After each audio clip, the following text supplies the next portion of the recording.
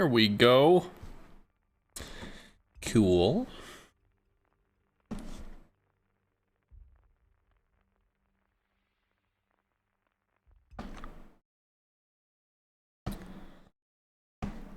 So I can just do the thing again.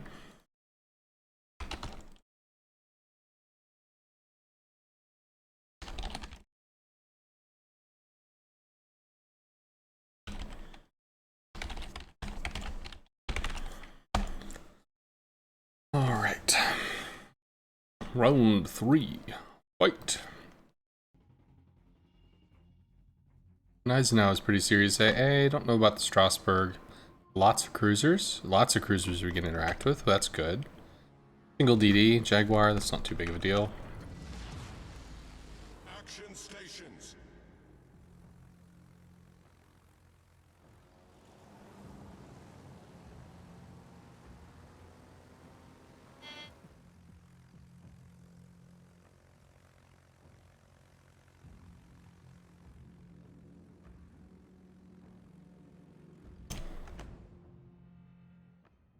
Autopilot mode enabled. I am not not on the books tonight for clan stuff. 2 divs and I ain't in it. So probably end up going to sleep early today, because I'm going to be heading out to school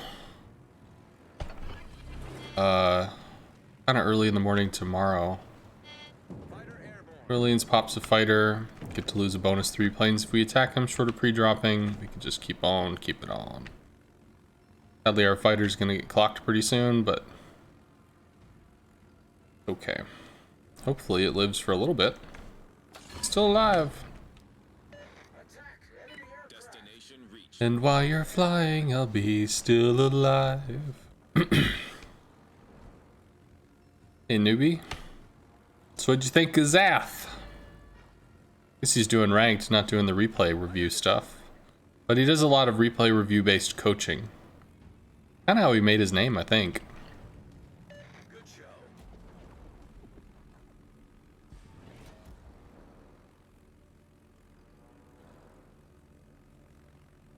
Got a nice demeanor. A lot of people say I have a nice demeanor until they see me getting pissed the fuck off about something. Then they don't bring that back up. Let's see. Furitaka. Can we get the Furitaka? Maybe?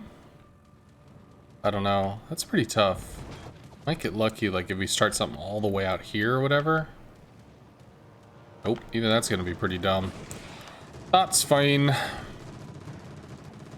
So New Mexico, Furitaka is turning in. Omaha is turning out, yeah. Yeah, Omaha's paying attention too. Son of a bitch. Are all in it to win it.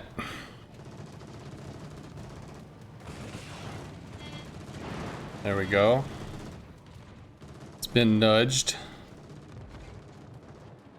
Could I get back in on this Omaha? No, I don't think so. I think I just have to bail. Save the planes.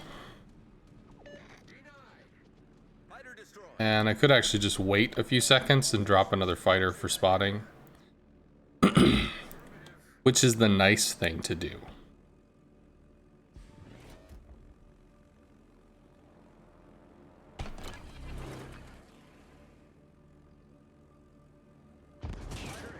Yeah, we lose a plane here, but we can get a reset. Maybe. I mean, it wouldn't be... yeah. Wasn't enough to qualify as a reset. There's an Emerald, there's a New Orleans. We can rocket both of those. There is a Jaguar over here. Interesting. We do have a significant amount of stuff, although this Furitaka is probably dead. So we'll try and work on this and see if we can get these guys. Okay, also we lose the Ashigara. Didn't need that cruiser anyway. Ryujo bombs on an Ismail. That's actually a pretty easy citadel for the Ryujo. Well, yeah, because I used the planes over there, so...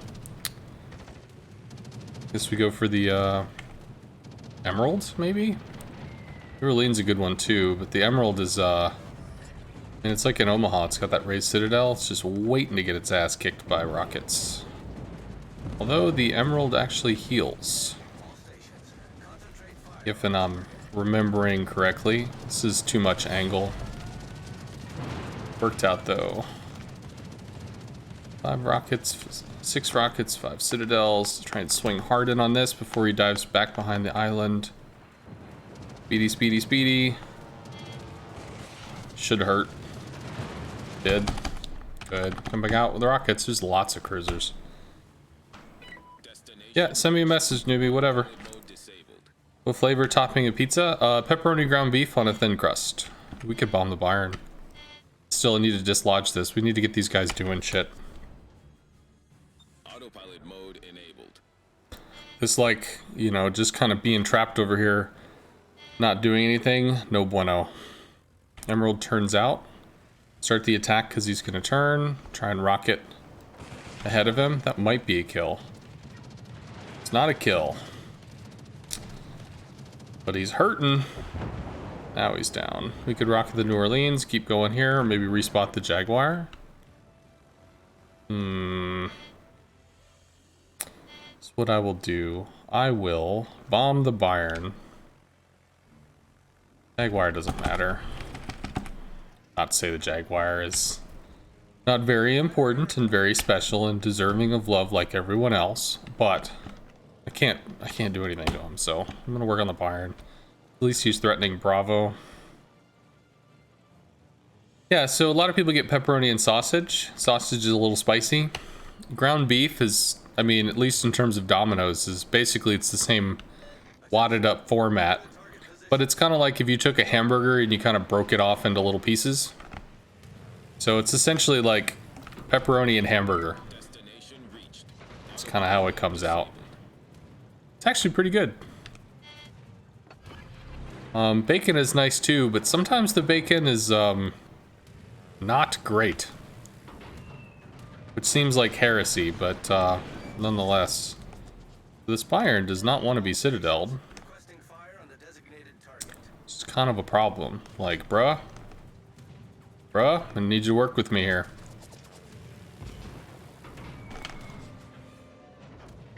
There we go. More of that, please. Wow, his AA is terrible. 2 citadels and it's a kill. But we tried multiple times to get even a single citadel, and that's whiff. Oh, buddy. It's like, I feel you, boo. I feel you. I see you're having a struggle here. I get you. I get you. I'm gonna meet you on your terms, bro. Could take the Torps actually for the Strasbourg. These guys are pretty much bunkered up over here. And I don't really want to chase all the fucking way over there to become relevant. Whereas we could try working on this stuff. Maybe deal with the Strasbourg, clean that up. Give them more of a single angle to worry about. Thank you very much, John AI, for the sub with the Prime. Yeehaw, sir. And also, thank you very much, Big Eat 61 for the 3 months, man. Woot.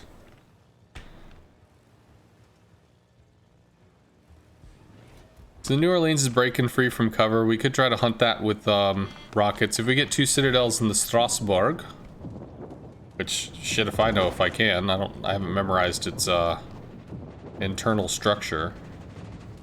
But can't know unless you try, so should have put the reticle further ahead before we started the drop. Definitely not going to get a citadel if we're chucking them forward. We need them to go straight down into the thing. Strasbourg healing. Slam on the brakes. So is he. There we go. We got one. Now there's a Furitaka. We lose a plane, but we get a single drop. If we get a single citadel, it's a kill. Of course, this dude's still healing. Dude, run the fuck out of health already. What is this BS? Go away. He didn't go away. He should have gone away, but he didn't go away. It's not cooperating. It's not very nice. Luke 1967 with the 6 months, man. Yeehaw. Thank you very much to you too as well, sir. The subs are well earned for all you provide for your viewers. Well, thank you very much, Big Eat. That's kind of you. No olives, maybe some feta cheese, green peppers. What?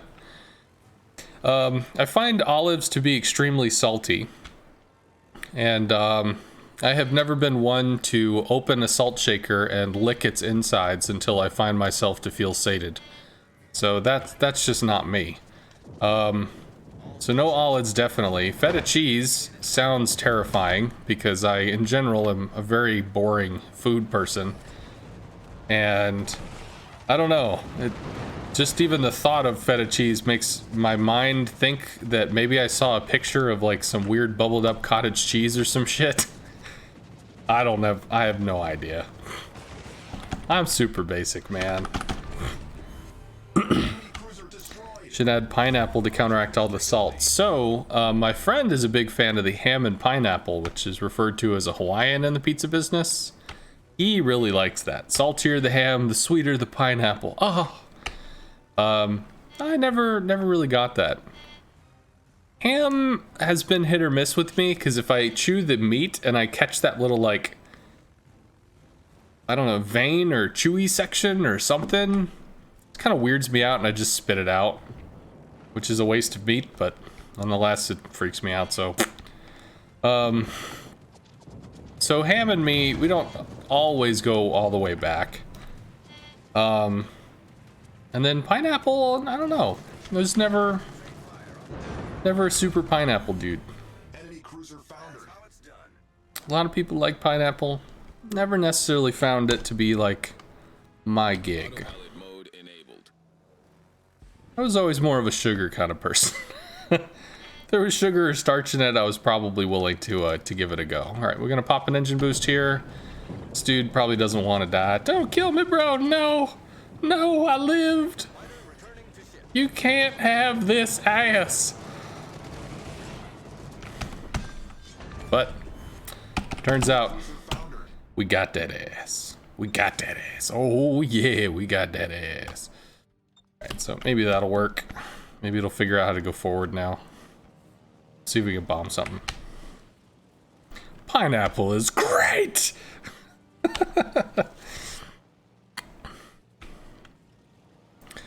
Well, there are some people like there'd be candy or something like cherry flavored candy, this flavored candy, coconut flavored candy. Oh, okay, coconut I think is the one that I was bland to. Pineapple, I think I've had pineapple flavored candy. I don't know. Some people are like, well, if you haven't had pineapple, you don't know what it tastes like. To which I will counter that very, very smart people in white lab coats designed a better version of pineapple and stuck it in a candy bag that says some real juice, you know, included in the manufacture of this obviously false as fuck promise or product. So, you know, somebody improved on pineapple, probably with way too much sugar at the same time. And I tried that, and I don't recall it being amazing. Just saying. Heresy. You there? Drop off the front guns, land in the center. Watch as it doesn't do shit. 4K, oof. Feel the burn. Well, turns out New Mexico's fucking itself over. Interesting. I just don't see the way to the Kraken. There's a Eisenhower with too much health and a Ryujo with too many people on his ass. But we've gotta try. 2 people are waiting for me to div? Who's the other person?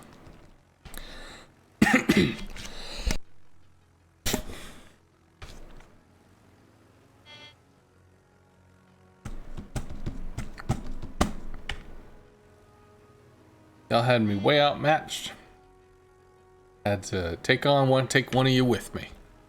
Well, you did that, sir.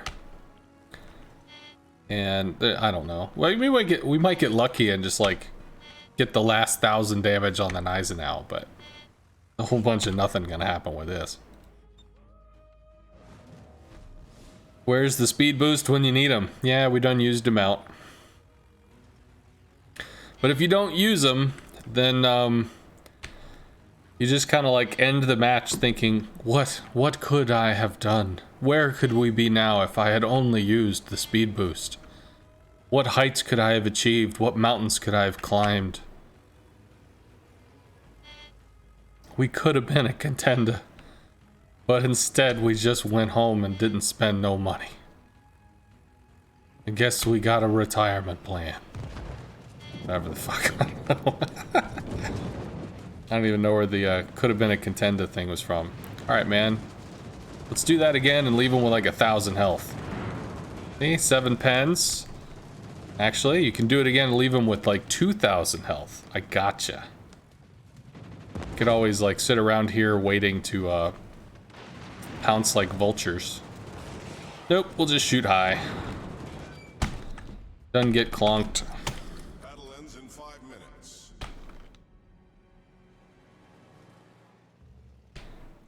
Samson's gonna div for a game. Got it.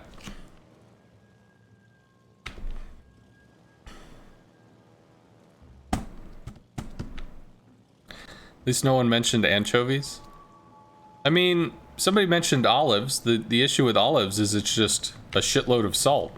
Well, what's anchovies? It's like slimy salt. So it's just salt. But it's natural salt. Whatever. More of that, please.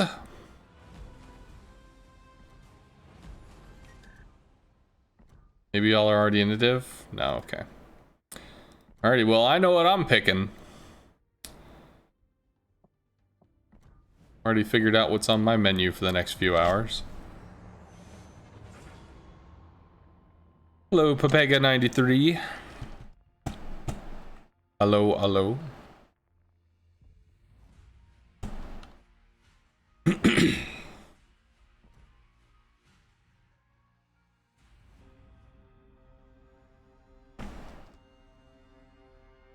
Salt by another flavor. Yeah, I tried to have a conversation with a friend of mine who is a food lover. That pizza is the same as pasta. And he's like, no, it's not. Well, they both have bread, they both have cheese, they both have tomato sauce, and then they both have other assorted addings. They're basically the same thing, they're just rearranged. Totally different. Pretty much the same elements if you think about it. It's like this water is made out of H2O, this water is made out of H2O. Yeah. That's...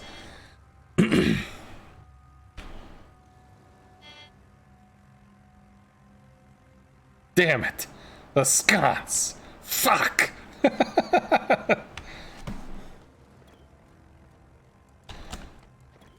Skulls for the Skull Throne. Blood for the Blood God.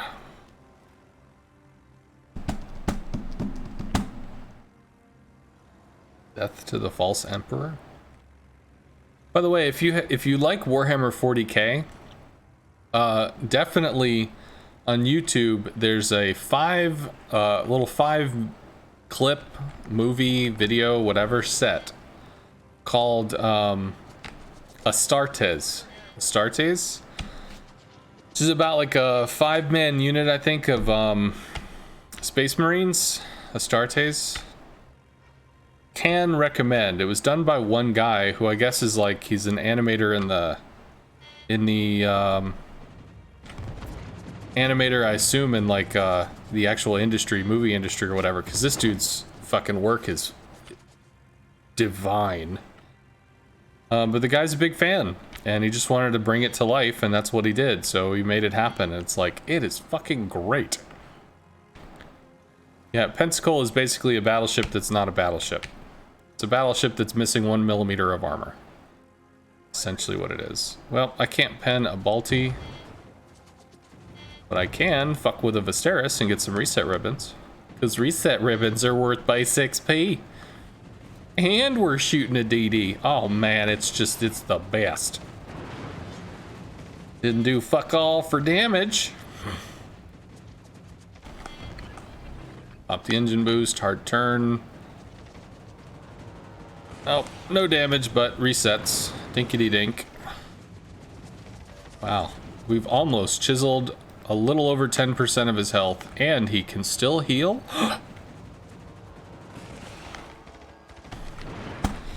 Dropped a fighter to keep him lit, just to be a douchebag. Torps for the Benson, I guess. We got 6 resets ribbons, which is pretty sexy, I think. It's a nice little way to farm XP. What return does resets give you? That I don't know, but let me find this. World of Warships, how it works, economy. I bet if you look at this video, it probably tells you at least an idea. But I'm not exactly sure. So like if you cap, you get like 1/3 of a ship's worth of experience. Gepards and Charlie. Whoa, newbie. Buddy, where you going, dude? All stations, proceed to capture that area. Alright, so I don't know where Captain Gepard is. Behold the parable puns. As we boldly step forward into a worse joke. Undiscovered puns. Undiscovered puntry. There you go. Undiscovered puntry. Oh, buddy. Sadly, we do not get a reset ribbon off of that, but we continue to make the French leopard dance. At least I assume Gepard is... Leopard. I don't know. Eventually, we have a heat-seeking newbie, or a damage-seeking newbie.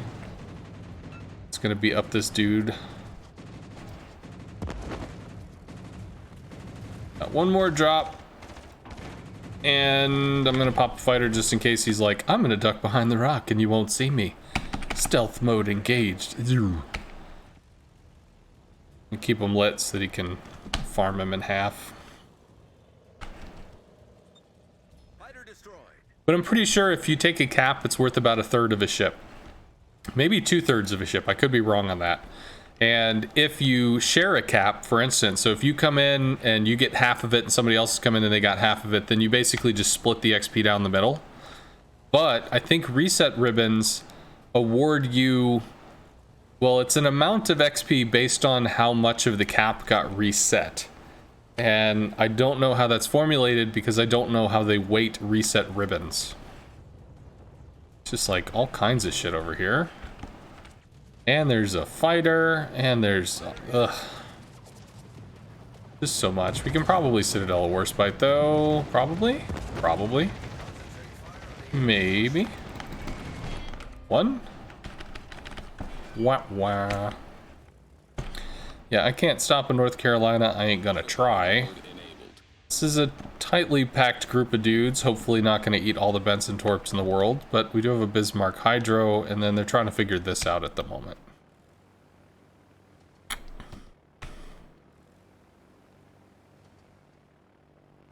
Undiscovered Puntry. I'm sorry, that one, that's actually bad enough that I'm kind of proud of it.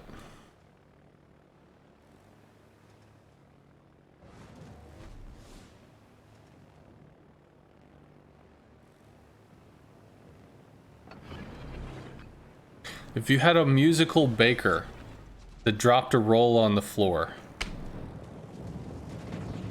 could you call that bad to the scone?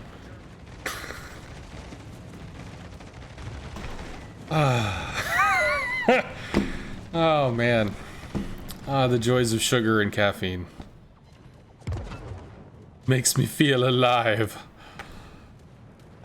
It's nice to eat. Bad to the scone. Bad. Bad. If you get 2 into that, you can drop a fighter just so I can speed this dude. Oh wow, he's like hard turning. Okay. I guess I have to go for the Gepard while our New Mexico bravely throws his life away for free. Shoot me, he says. The enemy says, okay. It's the Hail Mary, it's the 1 in 1,000, and it's just a fucking whiff.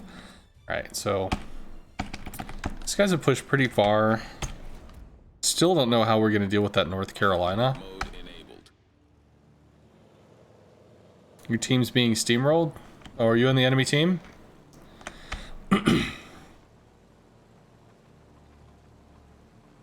In this particular instance, the enemy team has not lost the game. So depending on how healthy these guys are, because I can't really see all this information. Hey, we got Fem! Alright. Depending on what happens over here, if they get overextended and clocked or something, then real quick this could turn around. It just depends on how well they're mitigating, how well they're holding it down. Oof.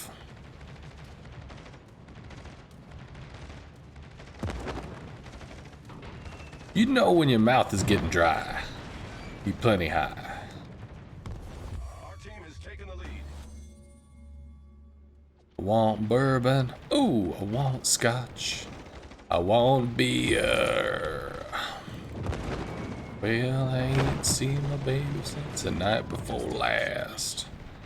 I'm gonna get gassed.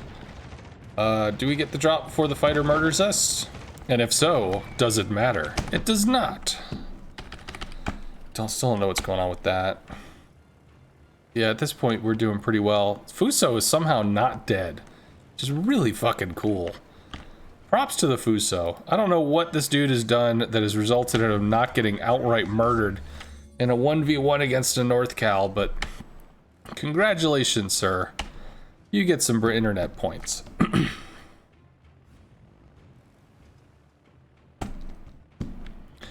Your internet is being super shit and the stream is really jumpy. Oh, I'm sorry.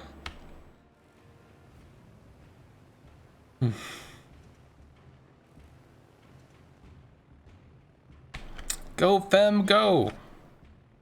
Go Fem Racer, go Fem Racer, go Fem Racer, go! Burns out.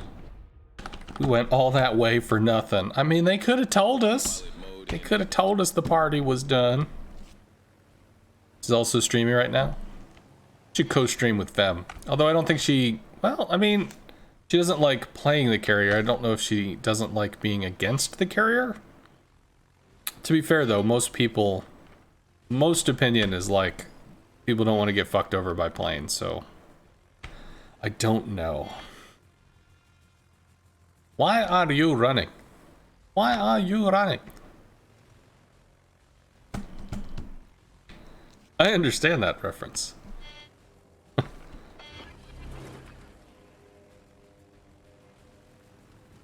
Fighter airborne.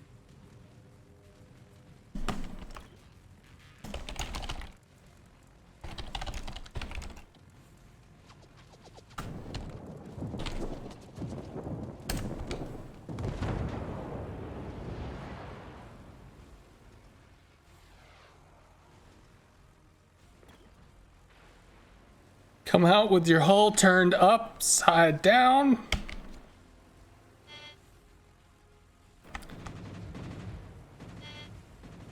Yane Sakamura.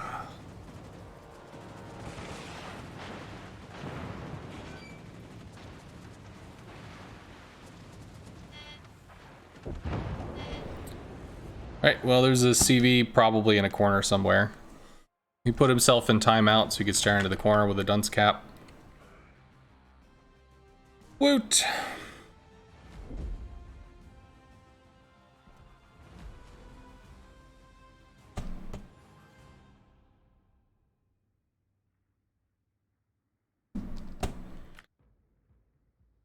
Alright, I don't know, is he staying around?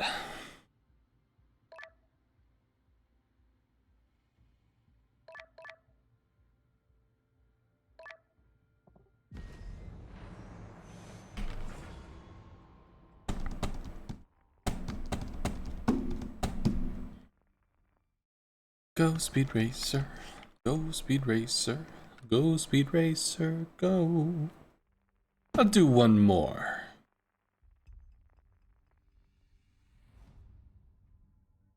Well, if somebody wants to ask Fem if she wants to be in the div for my tier 6 regrindy thing, well, if she wants to, she's welcome, but I'm just going to be doing the Vezir, so that's up to her. It might be a little dull. I think she jumps around from ship to ship to ship. Alright, so North Cal, kind of a raid boss. Colorado, significant. Leon, maybe. We can Citadel the Doria, I think. Mines, ooh. Okay, those tier 8 cruisers going to be a little rough. Should be able to Citadel the Flint. And the Nuremberg. And then 2 DDs.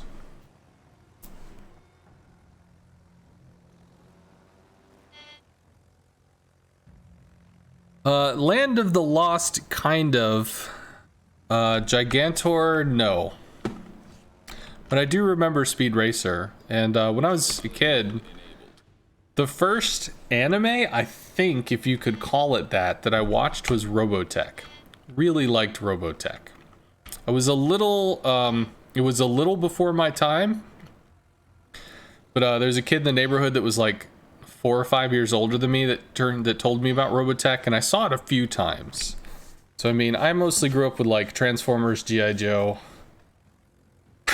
Which, by the way, I wanted to show G.I. Joe to my ex, who is Romanian, and I showed her, you know, the opening or something to the show, and she said that America is so messed up. They're training their children, indoctrinating them, talking about terrorism since the 80s, because Cobra was labeled a terrorist organization. It's like, I don't really know about this. But yeah, okay. So that did make me laugh quite a bit at the time. I didn't really know how to convince her otherwise, so I just enjoyed the hilarity of the moment, moved on with life. Concentrate fire on the designated target. Let's see. Mines will shoot that down soon. I guess we hover here as long as the Flint doesn't kill us. So Icarus is trying to farm the Igel, although waiting for these guns to do damage. Requesting fire on the designated target. There we go. Now he popped smoke. So I didn't want to shoot because I mean I knew I'd be doing some pretty just like terrible shit ass damage. Whereas our Icarus could take some pot shots and make some things happen. Now I can take my terrible shit ass damage and drop a fighter to keep him lit in the meantime. I think I'd take Torps maybe. We could try to Torp with the mines or Torp something else. Because Torps at least deal damage. Story time about X Part 2. Well, this is a different X. Although she has her own interesting stories.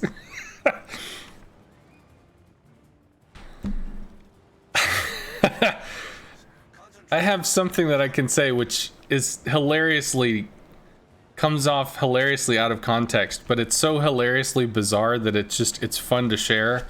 And I even share it to people that, like, I go out to fix people's shit, and sometimes I get, you know, in a conversation with somebody, and it's like, this is too weird not to share because it's fun. But I don't know if I should share it on Twitch. But I did get to learn something nice, which was cool. There's a Nuremberg. So the likelihood that we're gonna even get to the mines is pretty small. Mines is kind of 5, 4, 3, 2, 1 on the fighter. I'll just bail. Icarus, kill the Igel. Concentrate fire on the enemy warship. Story time! Ah! Tease. Remember the original Land of the Lost and the remake Nickelodeon did? Which for the time had pretty solid graphics. Yeah, Robotech was great. I've actually watched Robotech Season 1 multiple times. Season 3 probably twice. 2 or 3 times, but Season 1 I've watched a lot. Season 2 I think I've seen maybe twice just because I saw it once when the show was on the air, and then I saw it a second time because I bought the DVD collection, and Season 2 was not the highlight of the Robotech experience.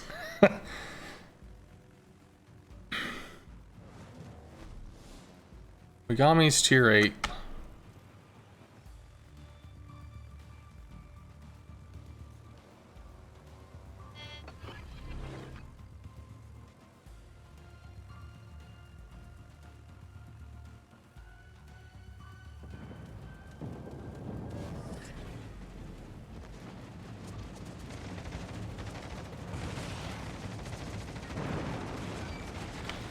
The Nuremberg we can actually pen. Now we get to go the long way after, because he's just going to kite out more. We can try to land another shot into the dude, but he's going to outturn us. I don't have an engine boost to outspeed this dude. But it's not going super fast. He's still able to outturn us. We're still able to hit some citadels, though. Yeah. Oh my god. It's just no. It's not gonna happen. Should you be worried that 6 on your team are pink? Just means they know how to shoot. Problem is they haven't figured out which target's the enemy. You are curious to hear the story.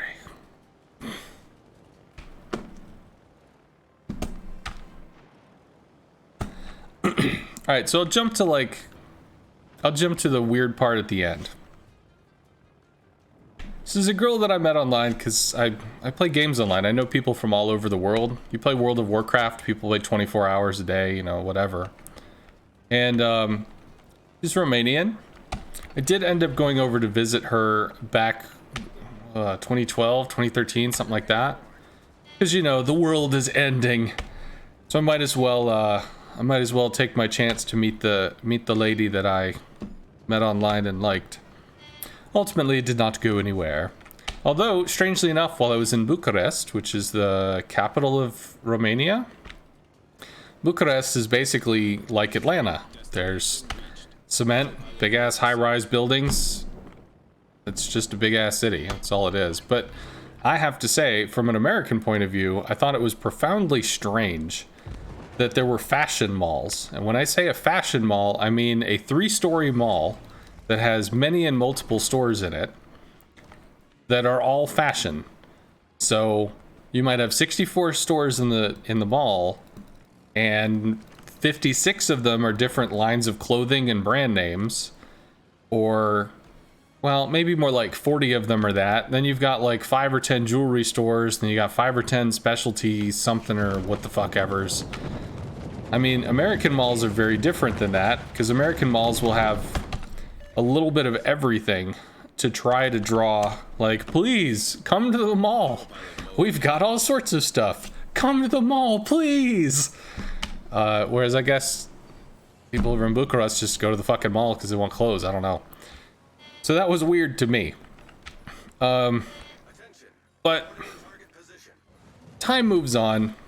She ends up, she's got a friend over in the UK, and being an EU citizen, she could move around between territories, so she moves to the EU, because it has, a more, not robust economy, but Bucharest, I guess, was rife with, it's not what you do, it's who you know, kind of thing, and she just wanted to be able to go somewhere and put in effort and work and be rewarded for giving a shit and working, doing the damn job.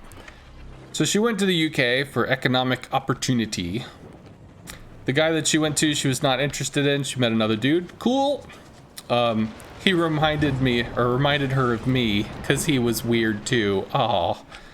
So I told her, you know, give him a shot. Do the thing. Give it a go. And she did. And they became a couple. She got pregnant. He wanted an abortion. But she did not. Staunchly against it, and she'd wanted a kid for years. So she had the kid. The guy turned into a melodramatic asshole that was an abusive little cock nugget. And she ended up kicking him out of the house, off to the curb. 6 months in, she's got a kid. She's got to figure out how to basically get 2 jobs worth of income so that she can qualify to have kind of a housing help or housing assistance so that she can have a kid and feed the kid and feed herself. So she got through it, we worked through it together, whatever. Time has passed. Like, I've known her for 6 or 7 years at this point. I've always been comfortable, always liked her. Never really staunchly in a relationship, just flirted, I guess, hung out a lot, I don't know. So it ends up becoming a thing to the point where I'm going to go out and I'm going to, like, she's had Kid's now about 1.5 years old. She's put the kid to bed every time the kid has ever gone to bed. Every time the kid has woken up, she has been the person that comforted the kid from waking up. Jeez, like at some point this damn reload timer's gonna stop reloading, right? Maybe. So she hasn't slept for more than probably 2.5 hours, and almost in a year and a half, basically. So, okay, I came over to visit, but also to kind of like look after the kid and give her some room. Also, you know, seeing like, could this relationship be a thing? If we live together, are we gonna kill each other? You know, good stuff like that. It's good to know. Would we just want to like burn each other to the ground with a flamethrower after a week? You know, shit like that, as people are wont to do.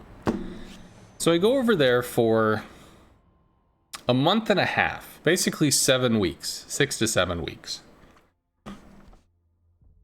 Okay. So I'm there for about like 2 or 3 days, and we've been kind of like an online couple, and I've actually been out, like, I mean, I met her in Bucharest. Came out, visited her for a week before. Within like 2 to 3 days, she's like, yeah, I don't think this is gonna work. I think you should go home. Okay. So I called to see if I can get my ticket changed. Turns out no, so I'm gonna have to buy a new ticket. So that's gonna be like $1,800 or something. And it's like, I was here for a week last time. The world was fine. What are you freaking out about 3 days in? And ultimately, she just decided, I don't think this is like, I don't think it's going to be the relationship that, you know, you're expecting, or maybe we were thinking it was. So I don't want to like lead you to a false conclusion. I don't give a shit. You know, for the privilege of not spending $1,800, I'm okay with hanging out in the UK for 5 or 6 weeks on an extended vacation, potentially getting laid with a lady that I've been out or been with for the X amount of time. I'm okay with just chilling. If this doesn't turn into marriage, that's fine. So, and it's kind of insulting to like come all the way out and be like, you bother me so much, I want you to spend damn near $2,000 to get the fuck out of my face. Well, okay, thanks. So she thought about it. Okay, well, we're not looking for a relationship thing, but you can stay or whatever. Sure. So we live together. Well, she's working. I stay there. Her kid's in daycare because I'm not willing to like, oh, of course I'll just take care of your kid 24 hours a day. Yeah, you know, help during nap time, help during sleep stuff. Sure, we can do that. But all day, every day, entertaining the kid and no. Like, so, I mean, I could have a conversation, but him being like almost 2 years old, it's not really filled with fascinating subjects to have a conversation about. Ball. You only go so far with that one. Yeah, ball. Ooh.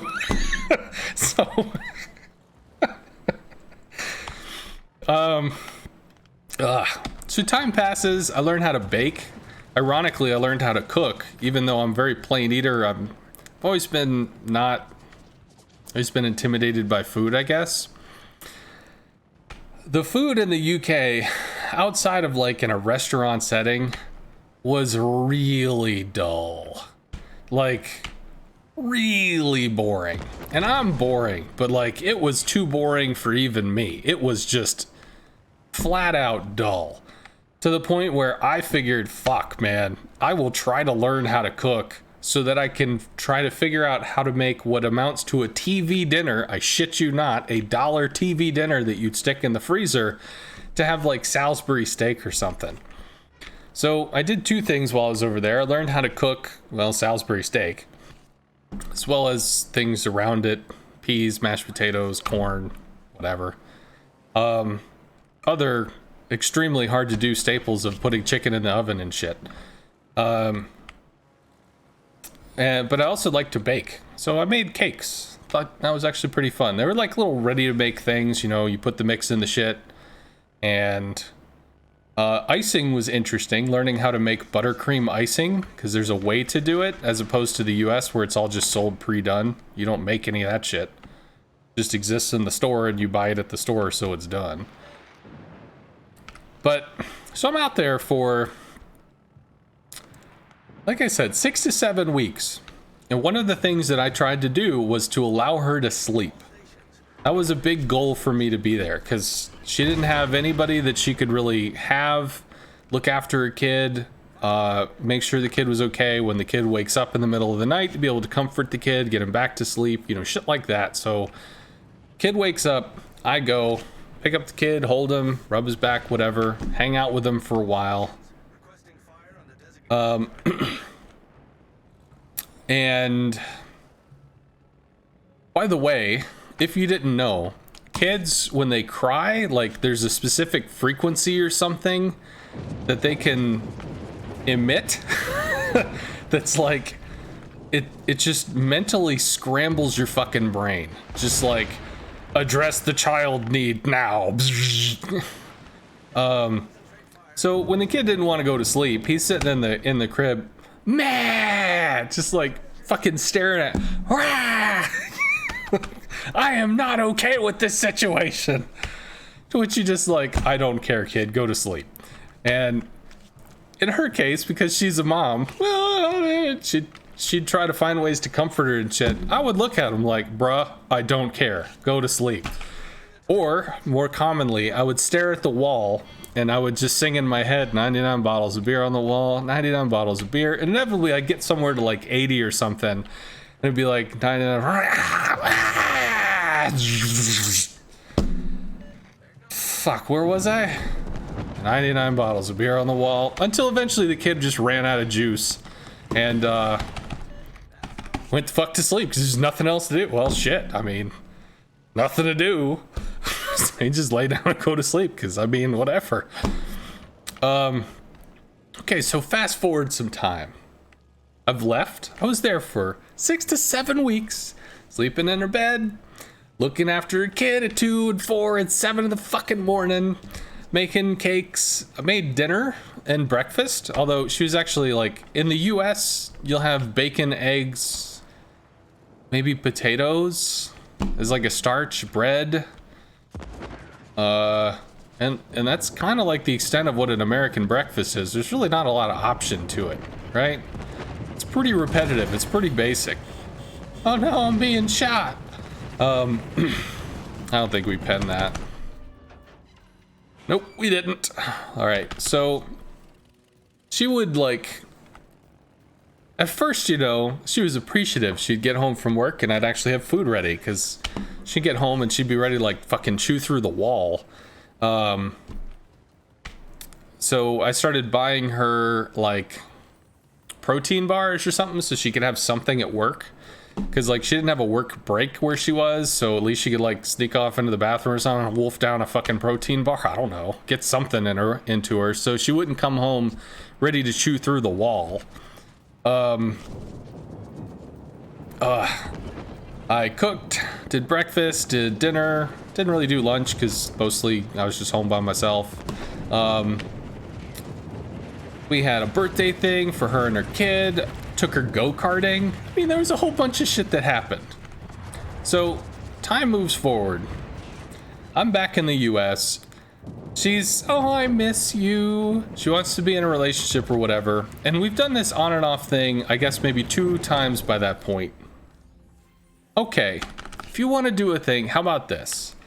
You know, BetterHelp is like this online thing. It's got counseling or whatever. How about there's like a something.us. Ooh, I don't remember. But it's like a relationship counseling thing.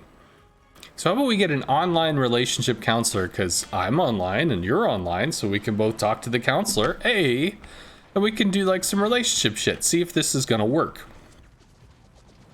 So I talked to the relationship person, mentioned my issues.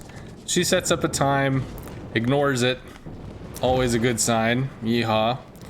And we end up having a conversation, Because I asked her, well, did you talk to the thing? Well, we talked about some stuff, whatever. And sorry, this is so fucking weird to me anyway. When I zone out, like, I mean, you see me when we're playing, I'll drift off trying to fucking think of something, or I'll drift off and like I'll mentally be going through a little file or something, and then I'll grab something and then I come back, right? Well, evidently while I was over there, that would so freak her out that she thought that I was in the process of thinking about how to kill her and kill her kid. And I'm sitting here, when I heard this, what? I mean, there's some weird shit you expect to hear. You expect people to say odd things, but gonna have to, that was a little out of left field. So you're okay with me making you breakfast, making you dinner, planning a birthday thing, taking care of your kid at 3 in the fucking morning, and secretly, in the back of your mind, you think I'm planning a way to fucking murder you and your kid.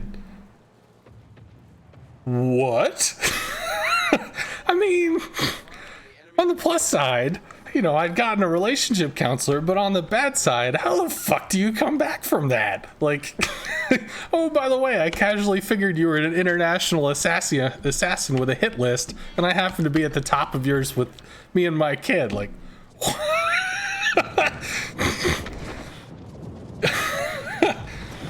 but after we can shake the what the fuck moment that was, we did end up having a conversation about it later, although she was very angry that I told the relationship counselor, by the way, I don't think we need to have relationship counseling anymore, because we just had this discussion and this was said, and I don't really see how we can move forward from this. I'm just gonna be honest.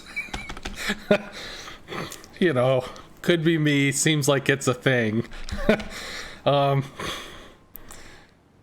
So she was mad. But when she got not mad, and why the fuck am I continuing to talk to this person after having that conversation? But we had a conversation, and as I've said many times on the channel or on the stream or whatever, I have autism. I have Asperger's. So what that means is information that normally goes to a certain processor, like the emotive processor, the connection processor, if you will, gets misrouted over to an analytic one. So sometimes, you know, 2 plus 2 doesn't equal 4, 2 plus 2 equals Q, which doesn't seem to make any sense to a person that, well, the processor functions normally, but to a person that's processor is functioning differently, well, it makes perfect sense, of course. It can be really weird. And if you have 5 senses, right? If you can touch, taste, see, hear, feel? No. Touch, taste, see, hear, smell, right? Yeah. Those are your 5 senses, right? Well, it's like there's a 6th sense, you know, that mind's eye or whatever, where you can kind of like, you can feel a person, you can connect to a person. There's something there that allows you to connect on a deeper level. Well, the best that I could figure out from my conversation with her after she'd calmed down and we had a serious discussion about what the fuck that shit meant, was that when I would get lost in thought or I would stare off into the distance or whatever, she would lose that connection. Like if there was anything that was there and the connection with me was not the same as like other guys that she'd been with, because other guys were fucking normal, non-autistic people, whatever.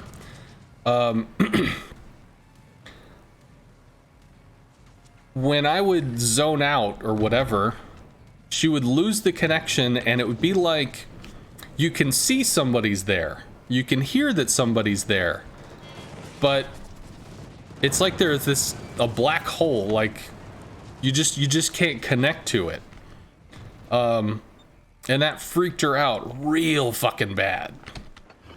So, okay, well, I don't really have a way to stop that. I'm just me. I process information and do whatever the fuck I'm gonna do, but I'm gonna be honest, I don't know how to enable my third eye mental connection. You know, I don't know how to bring that shit online, so I don't think I can fix this one. So ultimately, you know, we're not together. But I do have to say, one of the highlights of the relationship for me was well, you know, it's just sometimes I think you're gonna kill me and your kid, or me and my kid. What do you say to that? I mean, what is the response?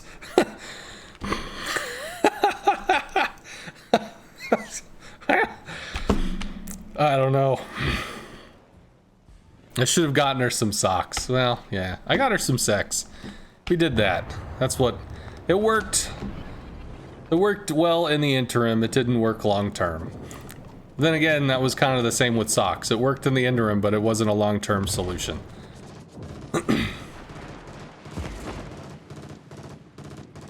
Okay, and the fighter's latch. Are we somehow going to bring this back? I guess so. It looked pretty dire for a while. The power of storytelling. Autopilot mode enabled. Run, Forrest, run! Ugh.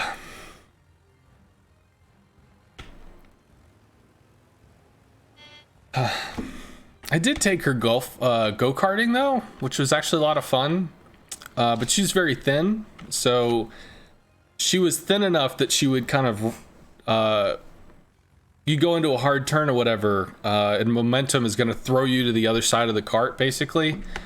And she had bruises and stuff when she was doing the go-kart stuff, because it was just tossing her around, which was kind of hilarious in a way. But I mean, she had a lot of fun. She's actually a pretty competitive girl.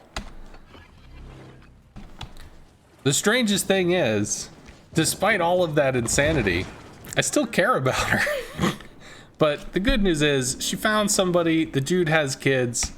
So far as I know, she's never been freaked out by him. So she's good, which means I don't have to worry about it. Autopilot mode disabled. I think we can bomb the Nagato. Our victory is in. Good one again. Thanks, Iskmans. Yeehaw.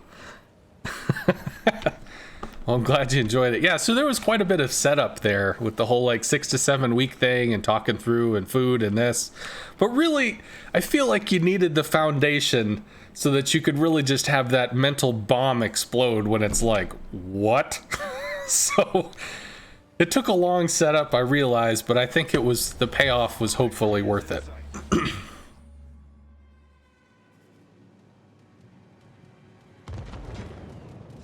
Okay.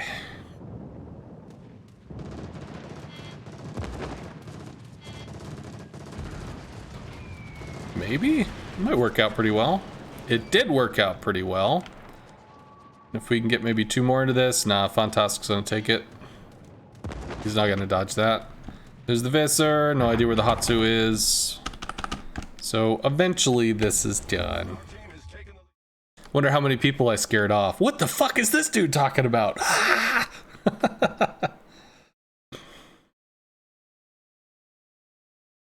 Raid.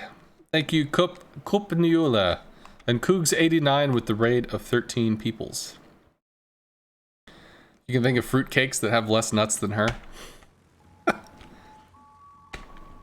wonder if they've gone like full secret mission DD or something.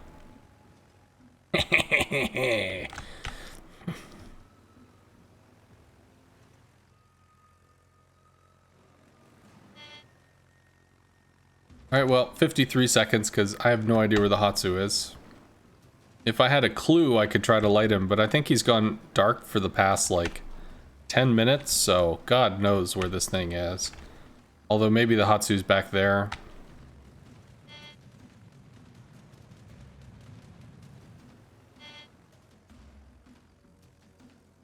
Oh, we're detected. He's down there.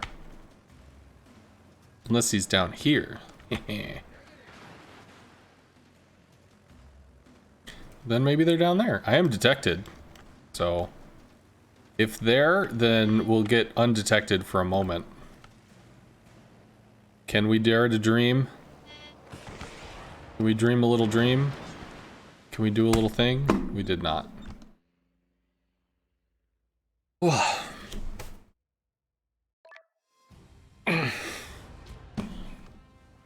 I hope you enjoyed the story, and I hope it didn't freak too many people out. 1500, so that's cool. Much further do we have to go? Ugh. It's gonna take forever. 32k more. Getting there.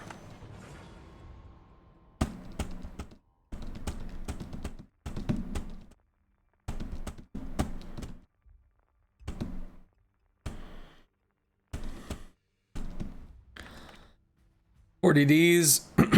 Can't Citadel the Groff. Probably can Citadel the Helena. Multiple battleships we can bomb, which is good. It's good if we can bomb the battleships. I mean, that's a pretty significant source of oof. Especially if you get double Citadels, then it's definitely a big source of oof. Everyone's gone quiet. I've stunned everybody into silence. I just can't handle it.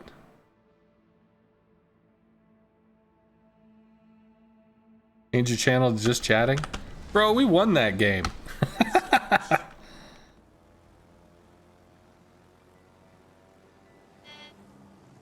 I played that game. We gotta win. He's Dr. Venture. What's up, man? Hey, Mike Dog 5000.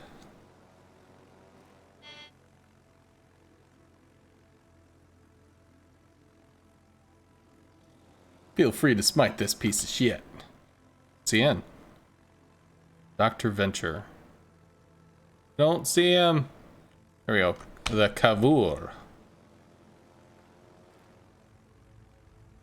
A triple plus.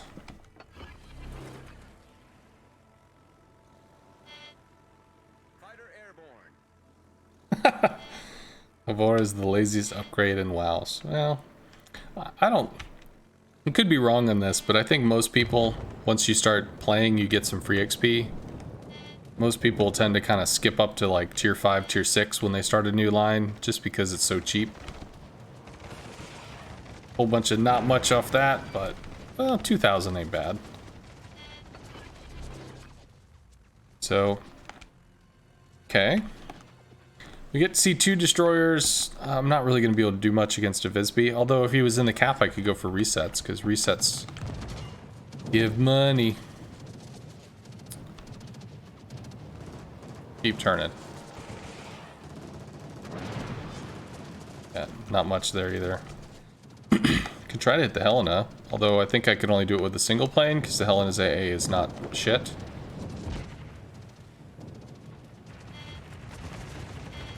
If I only had some boost. Do.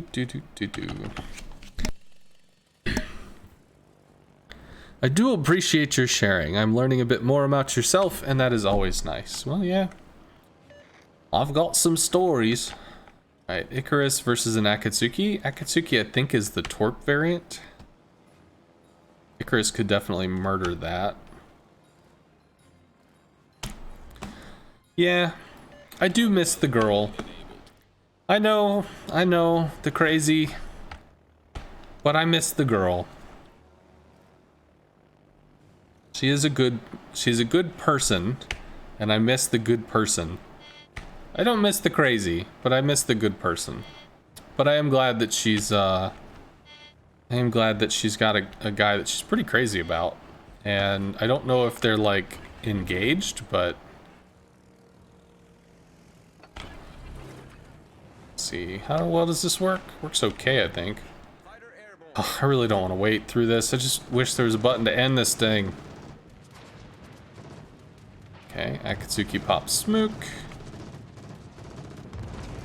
He's gonna run. We're gonna try and cut him off rather than just throw torps mindlessly. Alright, see him not for very long. Engine was knocked. Might go forward, might be going back, I don't know. Probably not reversing. He's reversing.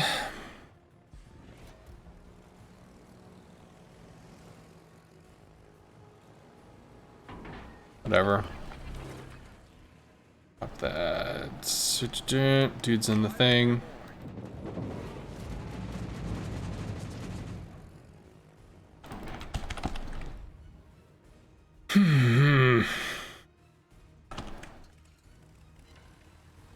Mahan needs to brawl the Visby. Teammate, I need your support. Well, hopefully. Because if this guy runs loose, he can just torp the Cavor, torp the Nelson, come over, harass me. All sorts of unpleasantness if the middle is unstopped, which it seems like it is. So we'll try to light this. He's going to be looking for crazy plays and shit, probably torping the Julio and running around to see if he can fight the Farragut. I don't know how that's going to work out though. Are still detected. The Visby is here. Sup, Visby?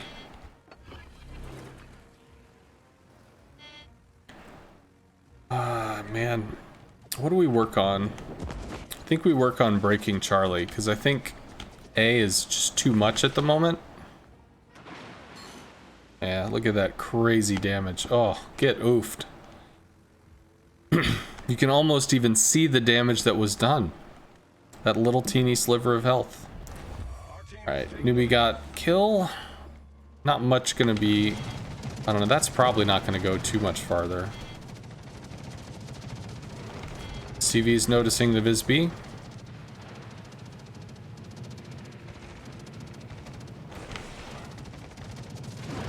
Cool.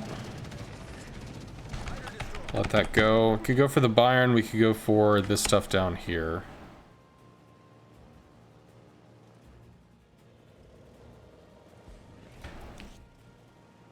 You've learned a bit late in life to be genuine, but that is the best way to live. Yeah, when I was a kid, when I was in kindergarten, so people with Asperger's, they often have no facial expression, no body gesture. Like when they talk, they don't do this. They just talk directly at you. They have no facial expression, they have no intonation in their voice, they just give you information. That's all they do, they just talk. And it's really hard for a kid to be able to enunciate that to you, to like, something's weird about this guy. Well, what's weird? I don't know, just something. Because they can feel on an intellectual, or like on a deeper level, something is not the same. One of these things is not like the other. But they can't, you know, they just can't describe it. Ooh. Minikaze. Getting the oof. And the Nelson clapped the Visby. Fuck yeah, bro. So as a kid, I never had problems in daycare. I never had problems in like after school stuff or whatever, but in school, when you don't get a chance to meet people, you're just kind of there. I always went through a lot of bullshit from kids that didn't know me, didn't like me, didn't whatever me, didn't all that shit. And nobody could tell me what the fuck was wrong, so I spent a lot of time like trying to imitate what other kids did so that I could like slot in and fit to whatever the fuck they were doing. Like, well, if I do it too, then that means that we're even, right? I spent so many times trying to imitate jokes or imitate patterns or whatever, and none of it was genuine. None of it's real, because I'm just trying to emulate what I'm seeing other people doing. I don't even know why the fuck they're doing it. And inevitably, people smell bullshit. They smell when somebody's lying to you. So, not everybody's super perceptive, but people can get a feel when somebody's not being genuine. They're pretty good about having that little bullshit detector. So, eventually, after, I don't know, 2 or 3 grades of trying to do this, and, I mean, never succeeding, I just, fuck it. Just, nah, it's just not even worth trying. Stopped. Don't care. I'm gonna do me. Whatever's gonna happen's gonna happen. And in general, that's not a bad lesson to have in life. It has worked out for me, I suppose, over the years. Although I still have a fierce drive to... how do I put this? Establish myself. So if I enter into a very new situation, something that I'm not comfortable with, I don't know if I'm learning in it, I'm not sure, I will go out of my way to try to prove myself as somebody that's worth having in the group, or worth knowing, or is useful, or whatever. Until I get to a point where I feel very confident, where I don't have to prove shit to anybody, I just know what I'm doing. In which case, then I'm just gonna do me. So that tends to be my cycle when I learn stuff or do stuff, etc. That might be good. L1. Think most people do that? Try to imitate, or what? What part of that, recounting, Jedage? On a similar, or on a related note, I think more men have Asperger's than females, but females can have it. However, it's often less pronounced or not diagnosed with females, because women tend to have more of a mimicking structure. So whatever the dominant girl in well, frankly, a pack or a social situation does, many of the other girls will mimic and imitate very naturally. So hand gestures, facial gestures, expressions, all that shit, it's actually fairly natural for women to be inclined to mimic, and I guess do so more successfully than men.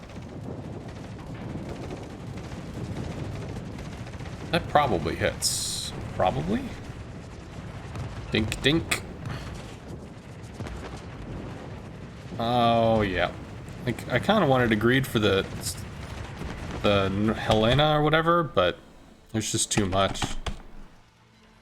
Just too much. Go out of their way to show their worth to a new group. Oh yeah, sure, definitely. I could agree with that. I could definitely see that as natural.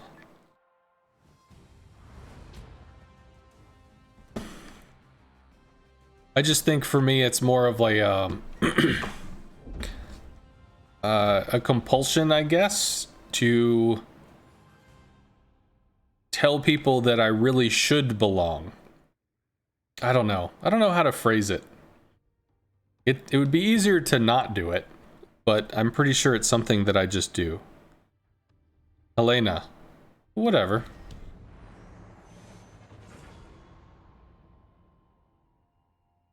Helena.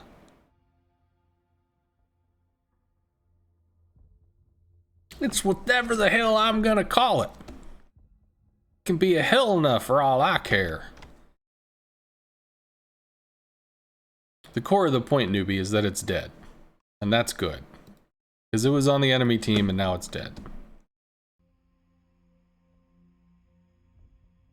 Everyone you know pronounces it Helena. I mean, yeah, I'd go with that. Helena.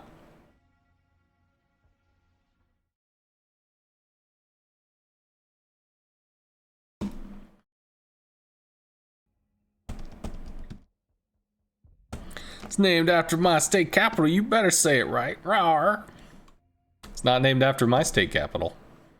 There's no part of that name that's named Atlanta.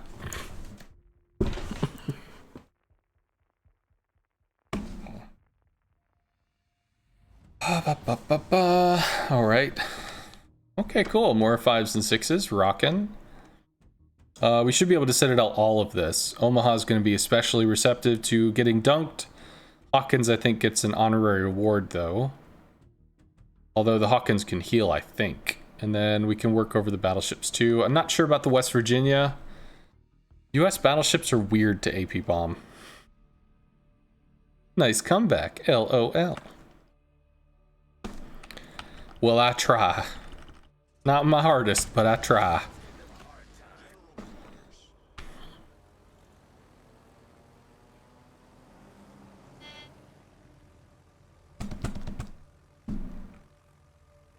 Good luck and fair seas. Hey, Gimlet Sticks. Thank you for the follow. Thanks for hanging out. Rawr.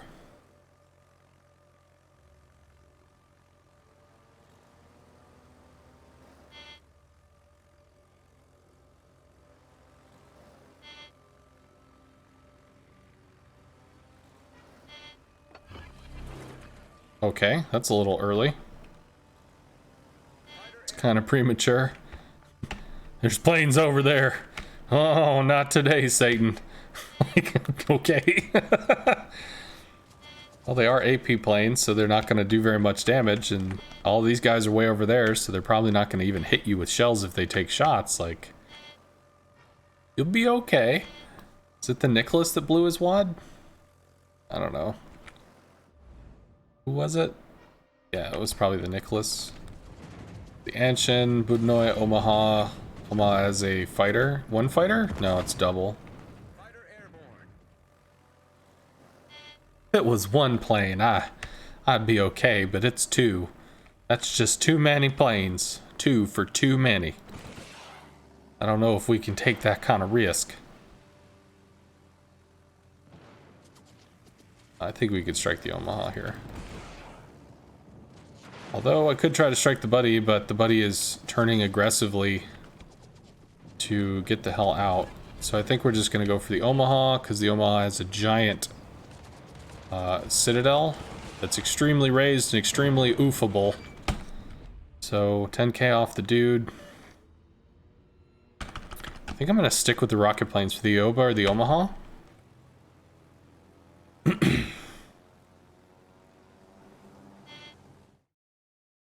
Oh my dog, says Mike Dog.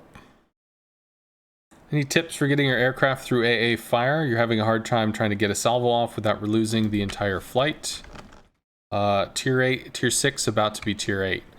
Yeah, so there's two types of AA. There's flak and there's continuous. Ooh. Game feels like it's doing weird stuff.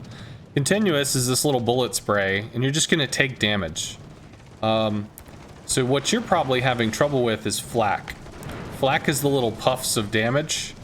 Little poofs, and you can manipulate flak by manipulating the gunners. So the gunners have to shoot flak ahead of where you're going, so you can basically fly in a direction, like you're gonna go in a certain way, and then turn.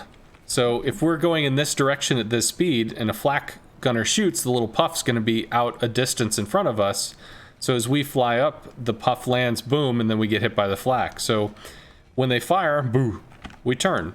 And then it explodes over here, not in front of us. So we're going to be using a little maneuverability until we get to about 3.5 kilometers away from the target. Because that's when they stop shooting flak. That's when they stop aiming it. So they might continue to shoot flak, but they're not going to continue to aim where they're firing. It's a hard turn here. Maybe we can do this. We can. Nice. Please die. He did! So, Nicholas, however, is going to be a problem.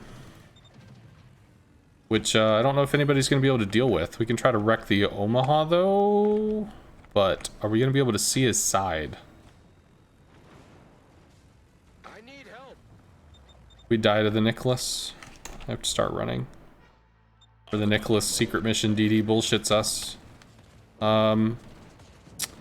If I can live, I think I might be able to kill this Omaha. But it's an if. Oh, God. Secret mission DDs. I could try to go for the buddy. I might have to go for the buddy. Because the Omaha is backing up, I have to go for the buddy. So we'll take the shot. And then we'll start torping this dude, see if we can divert him from secret mission DD killing us. Might get clocked at long range, but the Citadel on the German CVs is fairly hidden. It's not extremely accessible.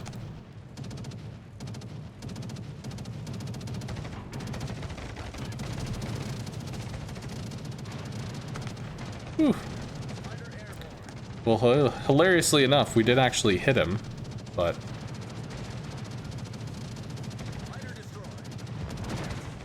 He chuck torps at us? I heard, like, torp noises.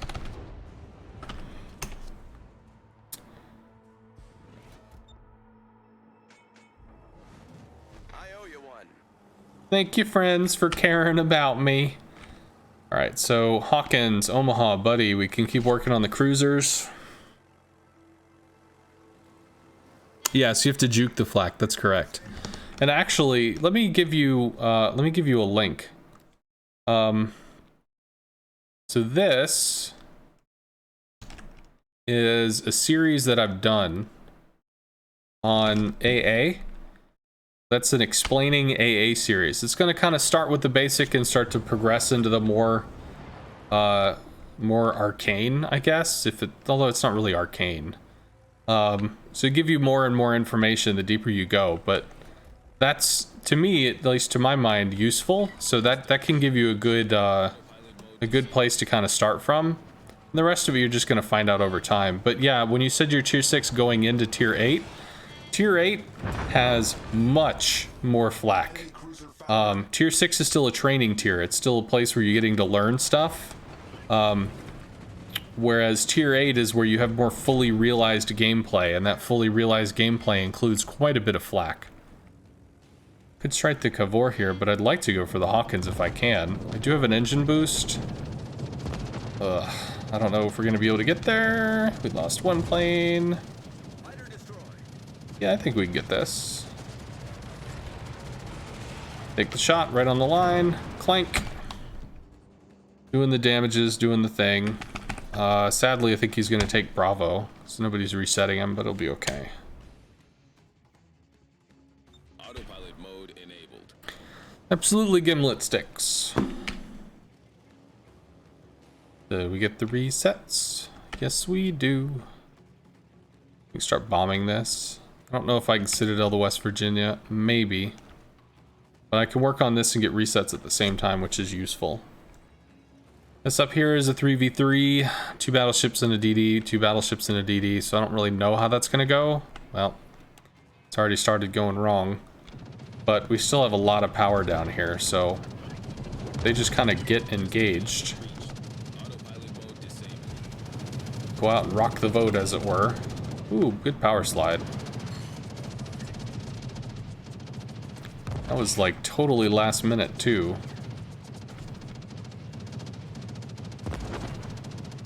Still turning? Still turning. Those are both gonna hit. I just need one.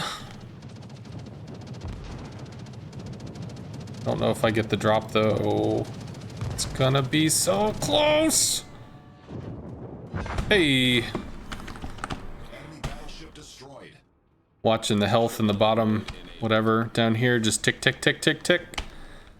800, 600, 400, 300, 200, no! Just spam click it, just do it!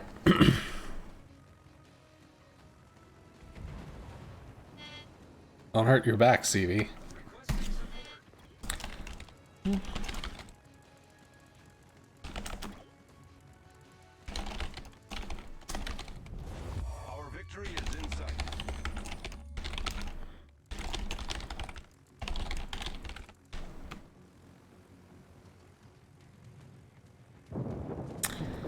See if we can hit the Hawkins again. I think he actually repaired because we hit him for like 7. Fuck.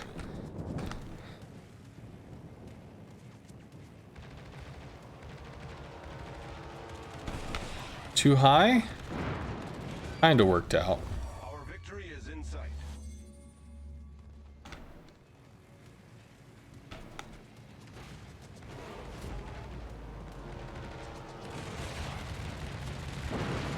Okay, that one worked out real well. That was an oof. 2 planes, 2 planes, 2 planes. Too much turn. Still able to get pretty sexy little oof there.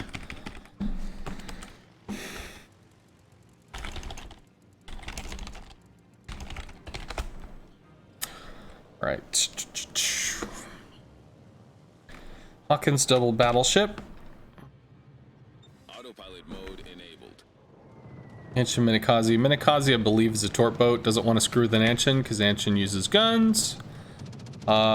These guys are all clustered up. That's a thing. Hawkins. I mean, we got some significant amounts of damage in on the Hawkins. Newbie's just going to power farm away. I'm going to be going on the October Revolution. Scroll back so we can actually see.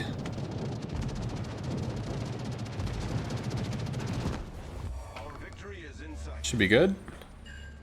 Single set. Maybe we can get the Hawkins. Wouldn't that be cool? I mean, that's kind of greedy though. I should just bomb the battleship. Be happy with life. It's a terrible drop. It works. Hey. Try to bomb that again, I think, but we'll wait for the bombers to come back.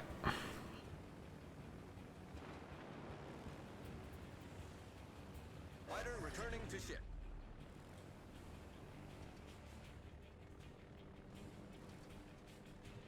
Destination reached. Autopilot mode disabled. Anshin murdered our little bro. Sad times.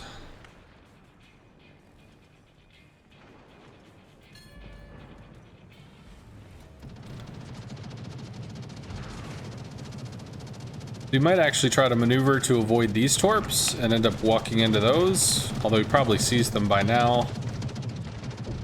He did. Engine boost so we can make the drop on this. These torps are very fast, do not need to pre-lead much. Then we get one more drop. 6K is not incredible, but it's very accurate. Hard to argue with that. Come out with the bombs, stay on this. Autopilot mode enabled. And Anshin eventually.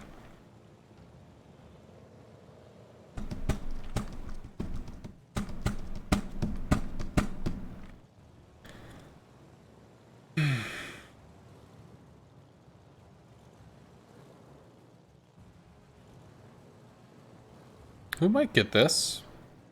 Maybe. If we double sit, we can get this. Then we'll get our Kraken. Be like our third today. Gimme. It's not gimmying. Come on, Dave. Hit your heel. Hit your heel, Dave. For great justice, Dave. Hit your heel. Never mind. You can die now. Alright.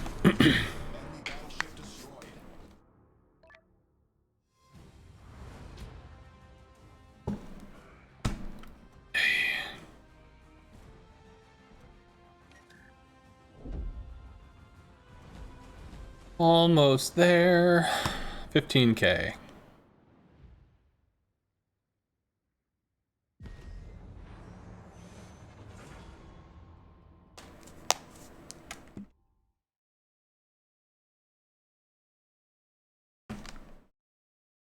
$150 flags now? No, I don't know how many I've gotten through. Flags are not good for CVs. Flags means rocket spam, and rockets are not always the rockets are not always a good choice. But you tied us? What? But I tied us. I don't know what that means. Yeah, if you're ever doing the naval battles with CVs, when you need lots and lots and lots of ribbons, it's going to come down to rocket spams, or I suppose secondary spam. You could do that. 52 to 52.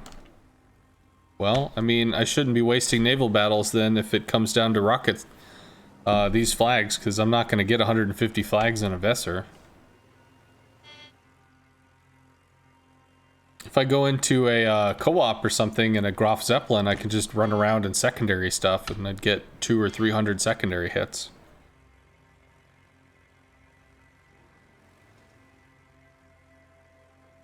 Provide anti-aircraft fire support. Wah.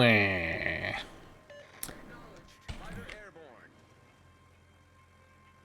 I mean, do I have any naval battles left, Lego? Ooh, the Genova. Don't get to see that very often. Or the Dallas, okay. I do like that ship. Genova.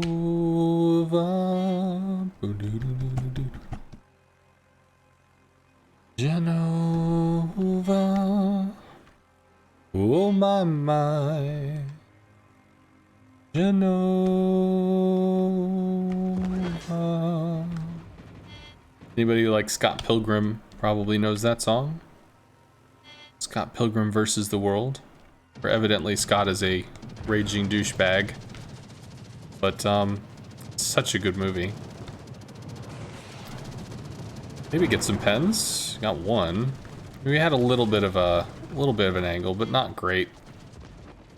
It's fine. So I'm not gonna waste the time trying to shoot the DDs. It's just not gonna matter very much. Ideally, I want to. Well, actually, hell, they might be able to rip into the Ranger, but kind of want to shoot the Genova.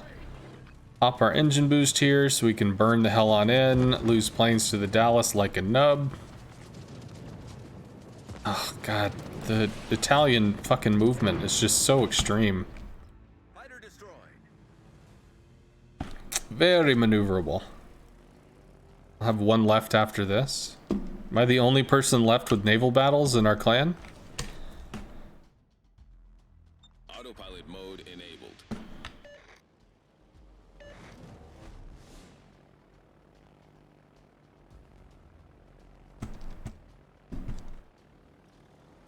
Well, we're at 26, 31, or 31 ribbons so far.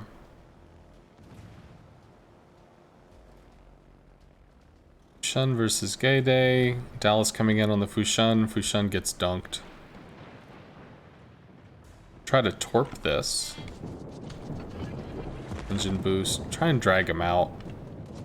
Drag him out in the open. People might take shots at him. But then again, all of our guys are way out on the edges, so nobody really can take shots at this.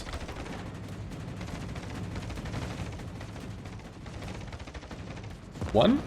Maybe? No. Yeah, waste of time. Waste of planes. Eating fire from multiple ships. Definitely two. Might end up beaching here, which could be cool if the Fushan's able to torp. Hey, look, he's dead. Fuck. Requesting support. This is a problem. See cock blocked? Is that why it's taking so long? No, it's done.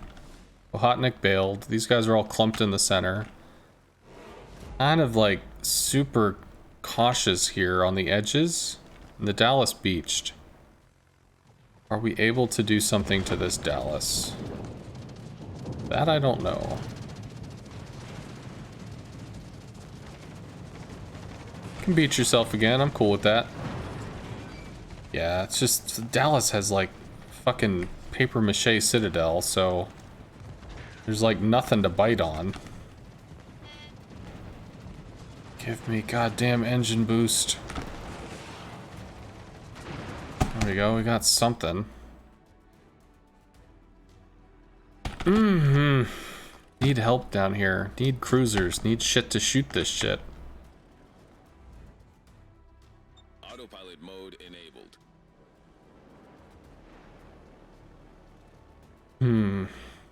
All stations, reporting the position of a strategic target.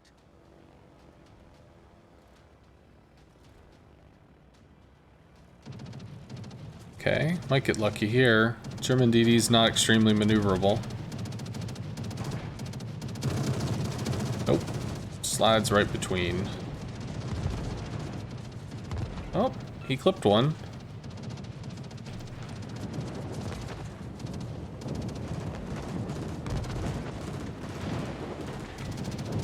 Maybe? Blink? Does he overturn? Does he overturn? No. He's too smart for that. Whatever. Okay, we can rock the Genova. We can do that.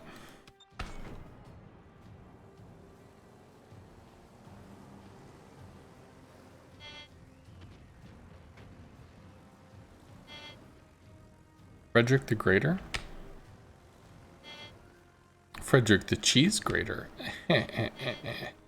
Ismail's low. Dallas is hard as hell to deal with. What the fuck is this up here? Cool. Secret mission DD. Guy is going to try to find me back here. So he's going to be off the map for a while. but I'm not gonna be able to deal with them. Ooh, that's a kill now. Thank you, friend. Yeah. Try to bomb the Ismail. I need help. It's gonna be a bitch. Secret mission bullshit. We do have 2 caps though, although we're losing more ships than them, which is not good.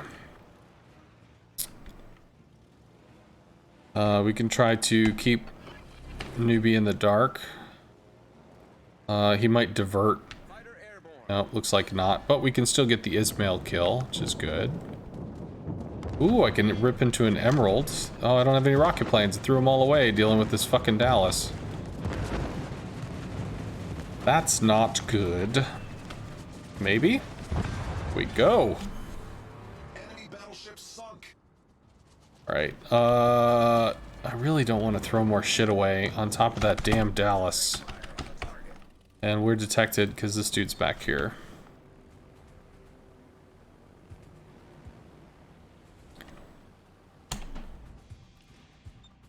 Arizona might take pot shots, I don't know. Hey look, it's our friend. DD, double ODD, Esquire.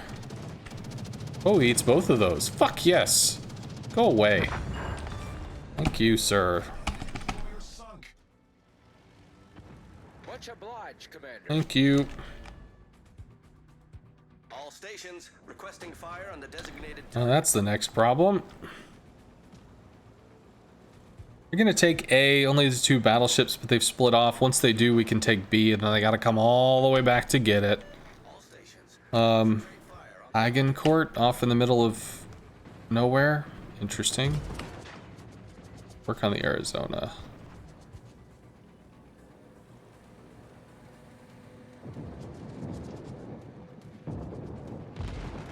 Let some engine boost roll up. Oh, that hurt. Wonder if that was AP or if that was sap. Could have been sap. Never really been sapped by a battleship before. But that happens when everybody's crawling all over your space. Oh, if it was the Arizona, it'd be AP. Sap is the Agincourt. He's off in the middle of nowhere. I think I need to bomb this, not torp it. But we need to kill the fucking DDs. Wherever they are.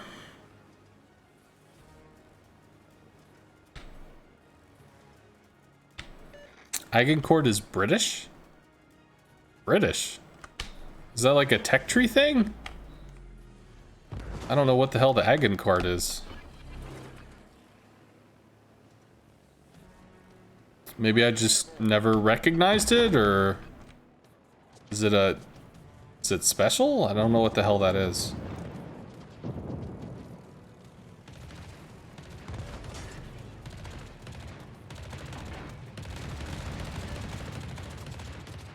Okay, we work on the Anshin with Newbie. Enemy battleship foundered. It's low. Oh, okay, test ship. Concentrate fire on the enemy warship. Destination reached. Alright, well I still don't know where the hell the Autopilot Ohotnik has bailed out to. Let's see if we can bomb this maybe. Long ass trip though. It was a big oof. Then when we get some rockets back, we can try to harass that Emerald. Obviously the Dallas, I mean, we've shot multiple shots into that thing and it just doesn't care. It's made out of paper. But I can nail that Emerald. The Emerald's like an Omaha. It's got a nice raised side citadel to breach into. And then Mutsu Harina, whatever. But eventually we'll get all the way across the map to go to the Agincourt, because all this stuff is dead or moved now, and we might be able to save the Fuso. Nah, Fuso probably burns down. You have an engine boost. Fuso lives.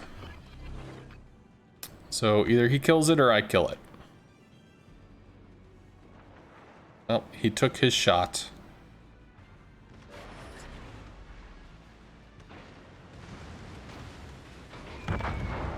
Now he kills it. Get all the way over here. What is this bullshit? Concentrate fire on all stations. Reporting the position of a strategic target. Secret mission DD round 2. Okay, cool. Well, they killed each other. That is useful. We can take rockets for the Emerald then, or maybe the Ranger, but probably the Emerald. As long as we have the 2 cap advantage, we're still sitting pretty. But All stations retreat. yeah, you're gonna get run down, newbie. The Dallas is gonna Hydra you, and then you're dead. You need to back up. You have to let them come forward, because it's just you and a Bretong and an Omaha that's lagging behind.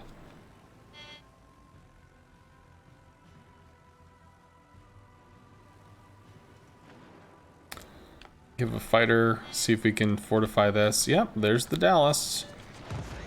Dallas is balls deep in the hell out of this thing. This dude's been a thorn in my ass the whole fucking game.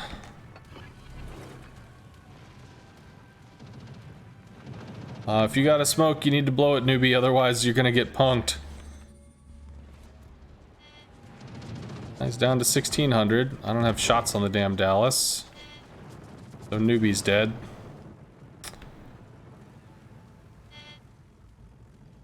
There's the Emerald. Can't hit the Dallas from that angle. Fighter destroyed.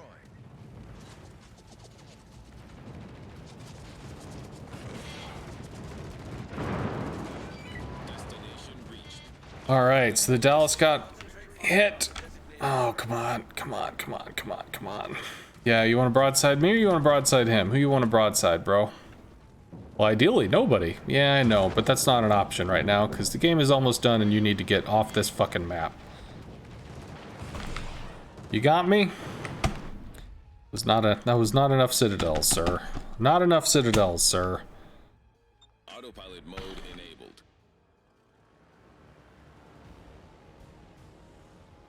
Cool. Emerald goes down. Time goes down as well. So this is a problem. These 2 lovely fine gentlemen can sit on Bravo, and still with the single cap we're gonna win, but we have a Ranger that's gonna be looking to snipe an Omaha. A Fuso with no fucking health at all. So at least if he's looking at the Omaha, he's looking at the target that's not an easy 100 points, and then there's me with 1400 health against a Ranger that wants to kill me. That's gonna be an issue as well. Realistically, I could hide in this corner, put myself in timeout, and stare into the wall with a dunce cap on. But if I do that, then, well, this guy was moving out wide. He could have taken shots at me. So we win in basically 2.5 minutes, because they're going to be stepping on Bravo pretty soon. What's going to happen here? We can reset the Mutsu a few times. So once they step on Bravo, it's going to double. I guess maybe it's about 2 minutes. If we don't lose the ship, if we don't lose me. Do this. He's got a fighter. I've got a fighter. How long is this? Whatever, let's just go for the Mutsu. Oh, shit.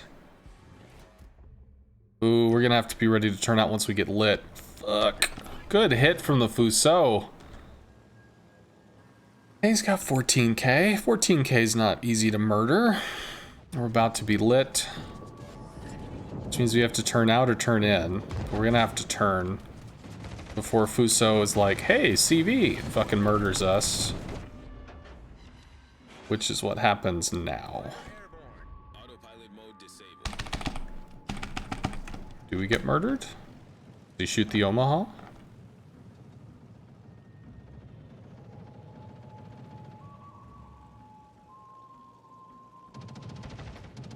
Now by turning, this makes it more likely if he shoots us that they actually pen. Turn that way. Nope, he shot the Omaha, not us. So 40 seconds we take this. 20k, doing good. As long as the Omaha lives. Once those planes go down, the Omaha is no longer spotted. If the Omaha lives. Oh, now we're shooting at me. Oh yeah, knew that shit's gonna happen. Too far up. Whiff. Kindly fuck off, sir. And now we're dark for 13 seconds. That's not going to be a kill. There are not shells in the air that I see. Or are there? There are. They went over because we turned in. Nice. Omaha's like, fuck you. Takes a shot. Their CV is missing targets. Not every CV is pro. People miss. It happens.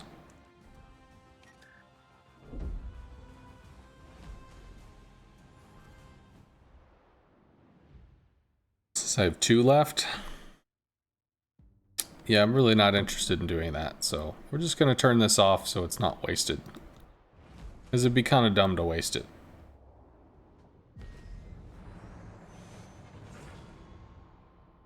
Should have killed the Fuso. He may not have known that the Fuso was damaged. Just because we knew that the Fuso was damaged doesn't mean that the enemy CV knew the Fuso was damaged. If a teammate is what actually ripped the Fuso's health out, but the CV with limited plane vision never actually came over into a situation to be able to spot said plane, then yeah, that's going to be a thing.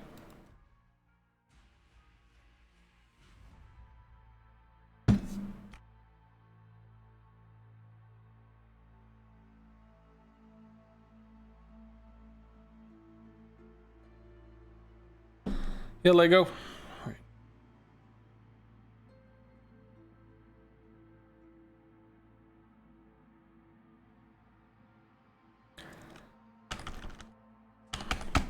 So it seems that Triarch synced with us.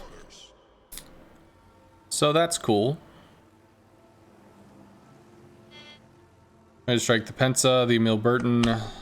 Fiji I think we can deal damage to as well. Newbie's gonna be bullied off the map.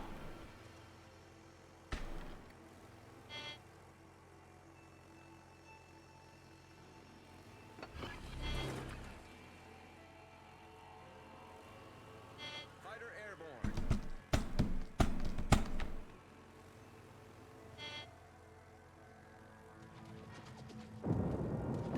Attack enemy aircraft. Acknowledged. We strike the Fiji. Many thanks.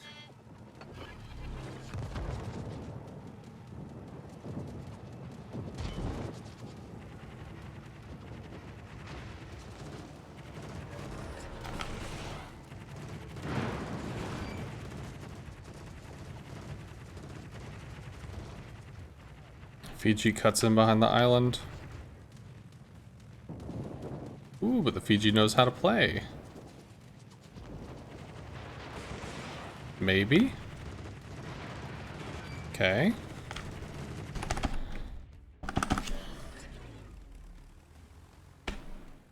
When is it going to get a good idea to focus the enemy CV instead of enemy surface ships?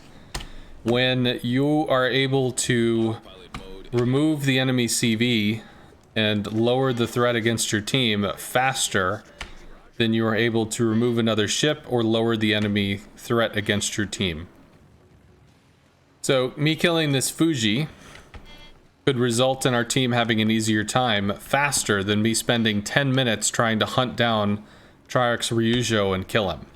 If I can deal with something in 10 minutes, or sorry, 2 minutes instead of dealing with something in 10, then that's going to be useful. Fighter airborne. Pensacola, Burton, so what, 3 cruisers? Yeah. Why do we see the Pensacola? Mission reached. Autopilot mode disabled. Fighter destroyed. It's the Burton.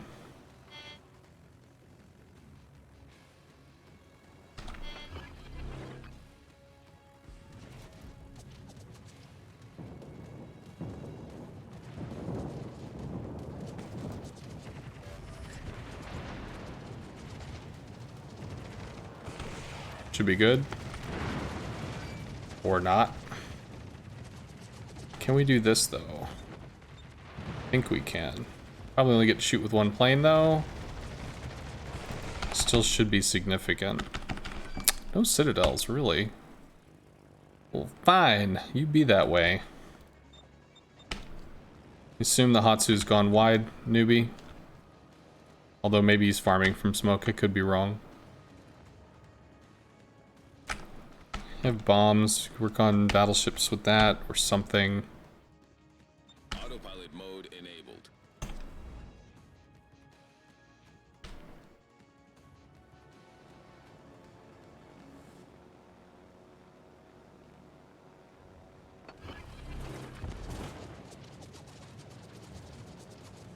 Fighter airborne.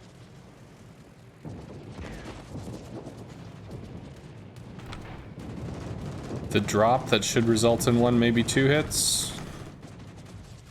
It takes longer for the drop to fall. Junwei gets bullied. Great. Although the fighters should latch. Although I imagine he drags them to his teammates. Should be another two. It's not gonna matter. Icarus v Visby. Visby can't smoke. Destination reached. Hopefully it goes well. Junwei smoked. Good. Side's doing well at the moment, although we lost a DD over there? No. They lost a DD. Interesting. Yeah, Jervis Shira there in that div. Okay, cool.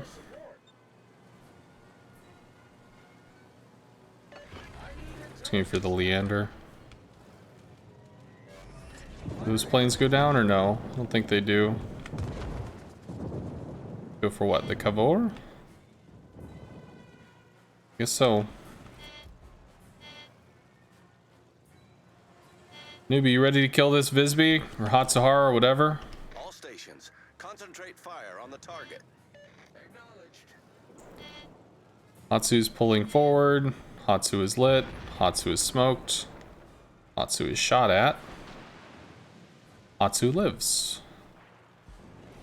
No, he's hydroed by... Oh, radar by the Atlanta. Cool.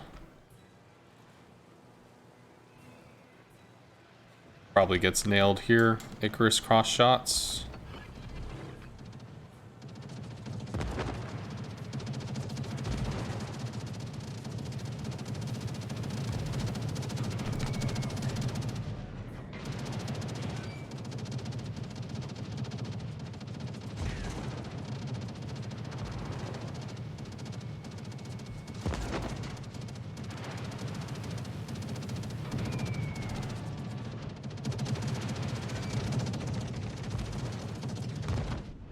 Cool.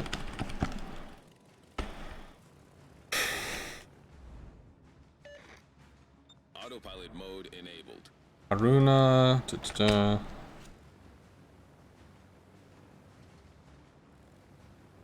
Attack enemy aircraft. Newbie, don't be afraid to use some AA to help out with the Ryujo. Iron Duke's just gonna get bullied if you don't. Even priority sector matters. Just turn it on, turn it off. Don't even have to do very much. This side's getting fucked. Well, don't be afraid to be on top of the Iron Duke.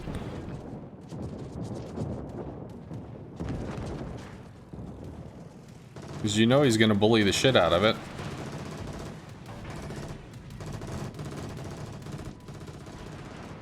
Destination reached. Autopilot mode Concentrate disabled. fire on the enemy warship. Fighters probably latch here. Yeah, they did.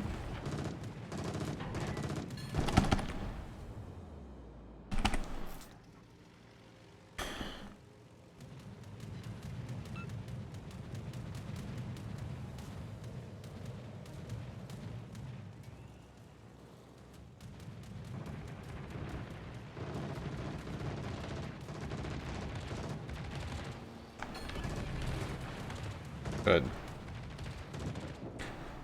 Fighter airborne. Autopilot mode enabled.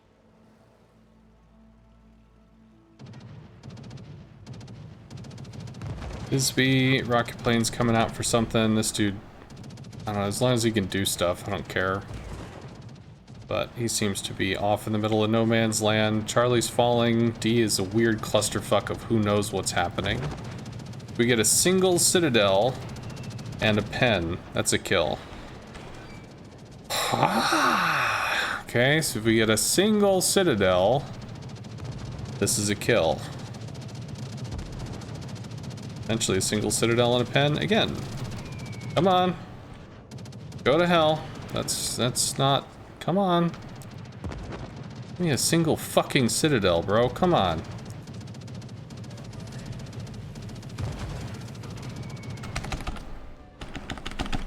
Not a citadel. Destination reached. Autopilot mode disabled. Teammate, I need your support. You're leaving the people to protect behind from the Visby. Fighter airborne. Saying Visby's going to Charlie? Nope, Visby's not going to Charlie. He wants the battleships behind you, dude. Fuck. Yeah, Visby was down south. He came north because he wanted to kill battleships. So now we don't have torp screening.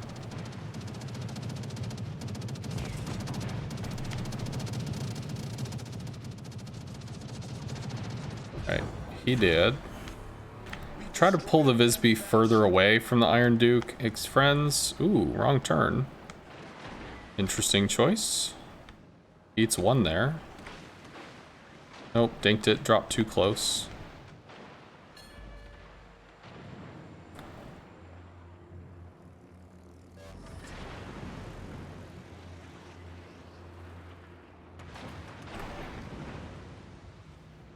So we can fuck with them. Beep, beep, beep, beep, beep. Noises. Let's kill. We've sunk an enemy destroyer. Shiratsuyu moving up.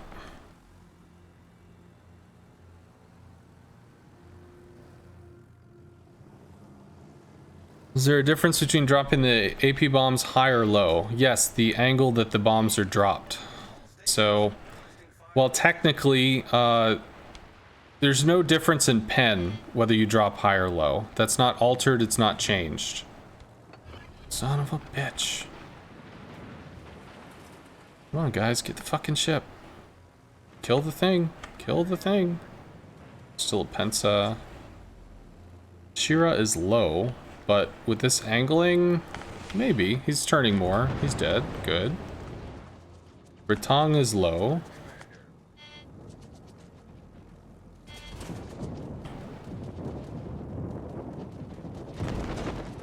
Love you too, friends. This is not going to kill.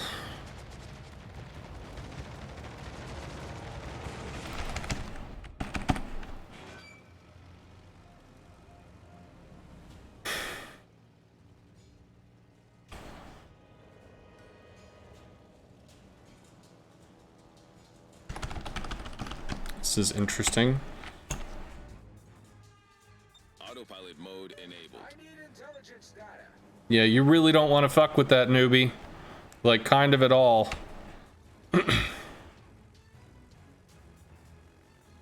Smoke. Smoke. Smoke. Smoke.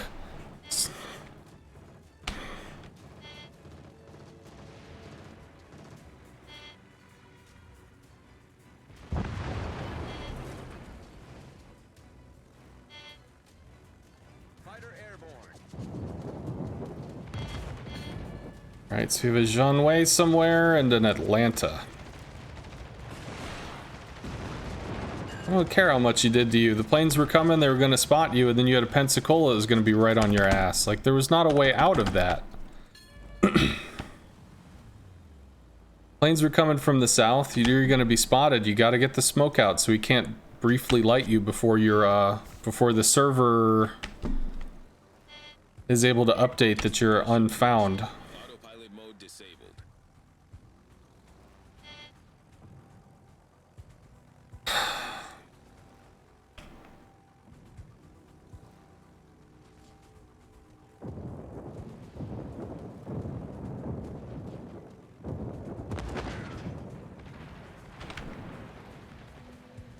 Treyarch plays to win. I don't give a shit about the Jawa. Gives a shit about the Jeanway now because you're dead.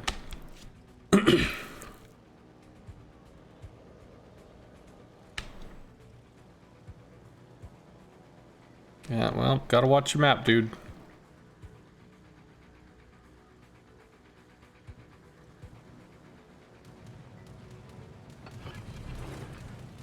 Bretong is really low. Fighter airborne. Wherever the fuck he is. Interesting hidey spot. Oh, there's the Bretong. So he's gotten back up.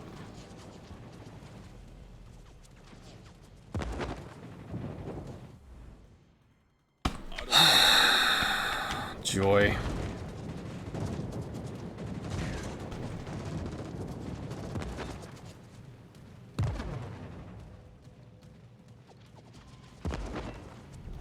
I think the Bayern is stuck. Well, sad. Not gonna get fuck all out of that.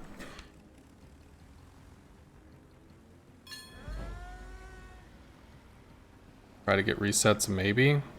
What it's worth.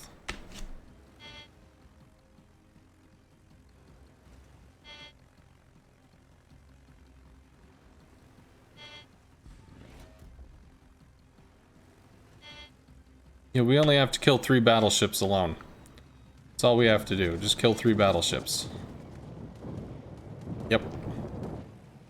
Only deal about 150,000 health in 4 minutes.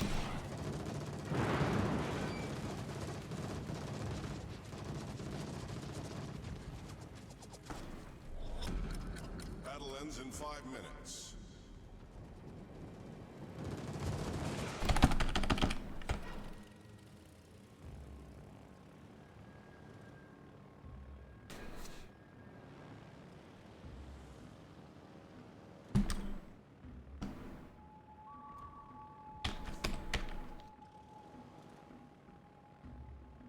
Yeah, fucked.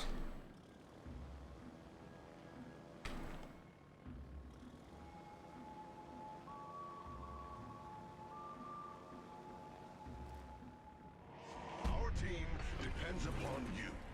Great. Fighter airborne. Needed rockets for resets. Might get lucky, probably don't. Gotta reset. Quaint. Fighter destroyed.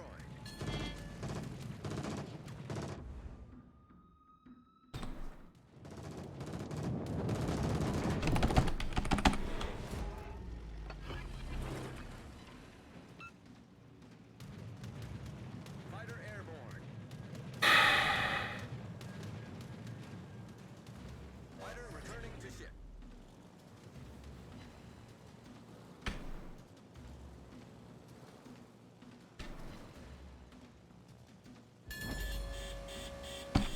Sexy. Okay, do that. Let's start fucking with the B cap. If I have kill pressure on any of this shit. If I get fucking 2 citadels in the Bretong, maybe. Damn fucking flak. Alright. Fuck off with this.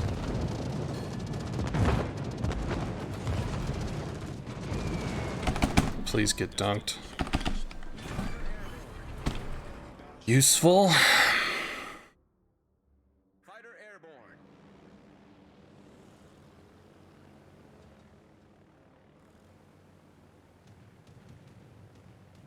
3 minutes, son of a bitch.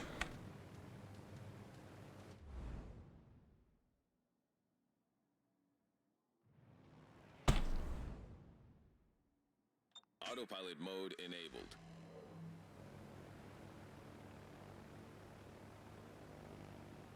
I have no idea if that all hits. Probably does.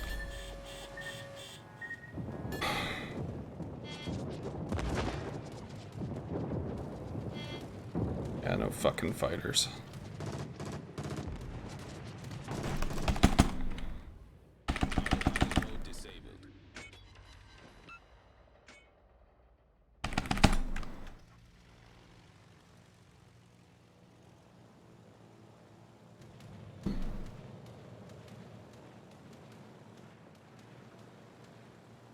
Overpens? Overpens, cute. Should have set priority sector before I left. It's gonna take me down to about 4K. Fighter airborne. Critical engine damage. Gets to alpha. Fucking minute 20. My ass.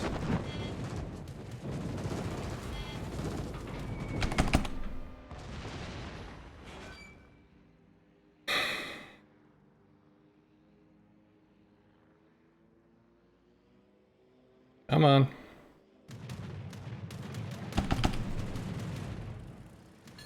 Minute. 10K. 6K off. No, 4K off that. 4K. More fucking shells.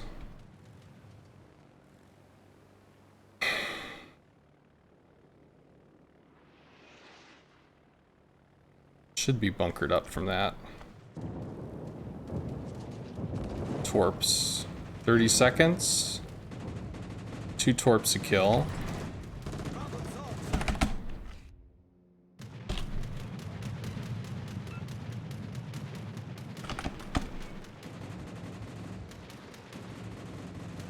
Shells, 20 seconds. Single torp.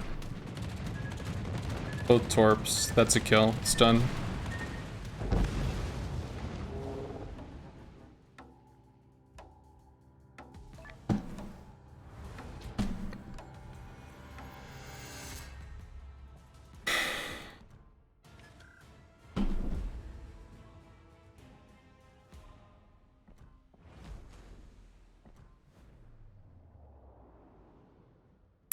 $400.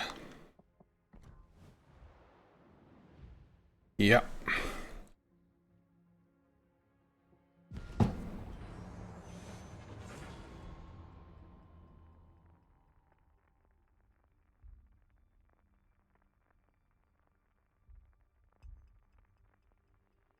Could have just stopped fighting when I had no fighters left. Tried to position more correctly on the island. That would have bought me enough time. Although the hull is extremely fucking sluggish, but if I'd have been able to pull in there, that he had to go around to get a torp angle, that would have been the difference.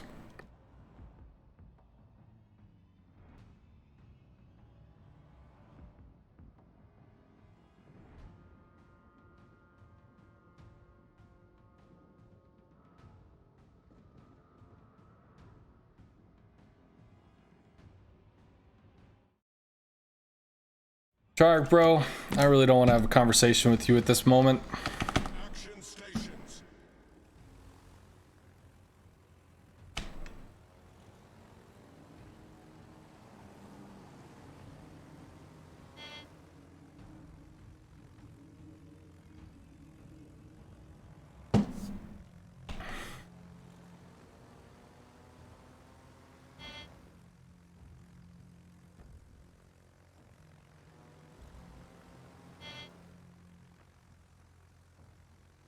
Good luck, everyone. Good luck and fair seas. Much obliged.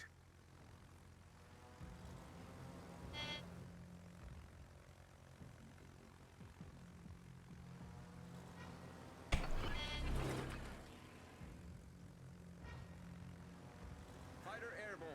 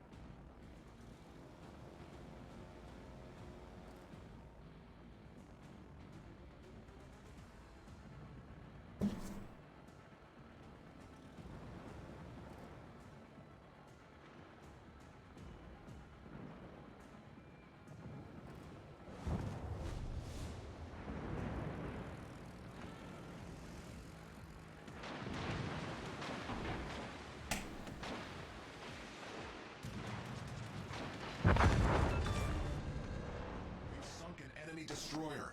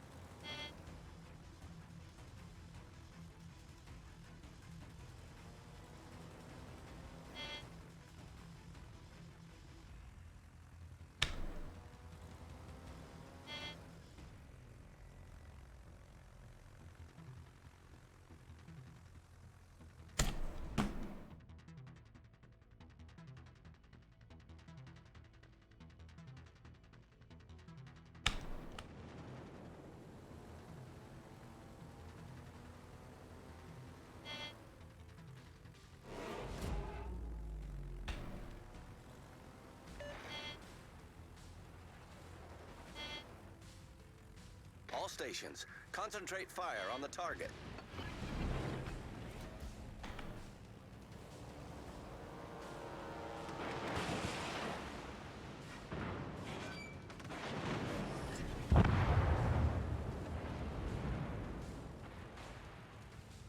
Well done, Commander.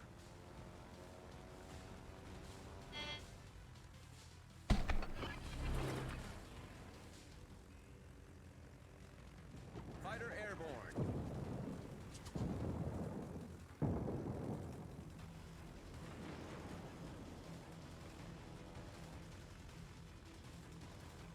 Attention, reporting the target position.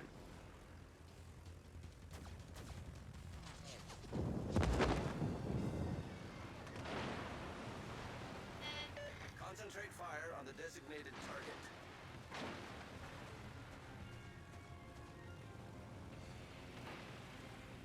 All stations, reporting the position of a strategic target.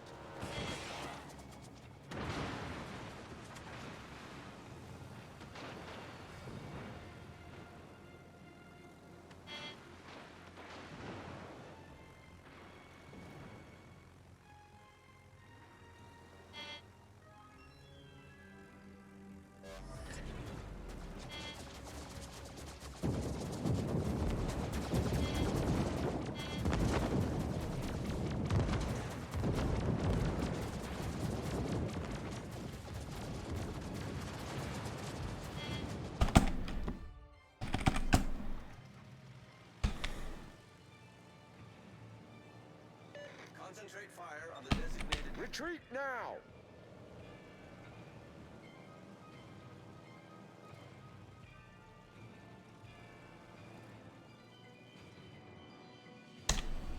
Attention, reporting the target Autopilot position. mode enabled.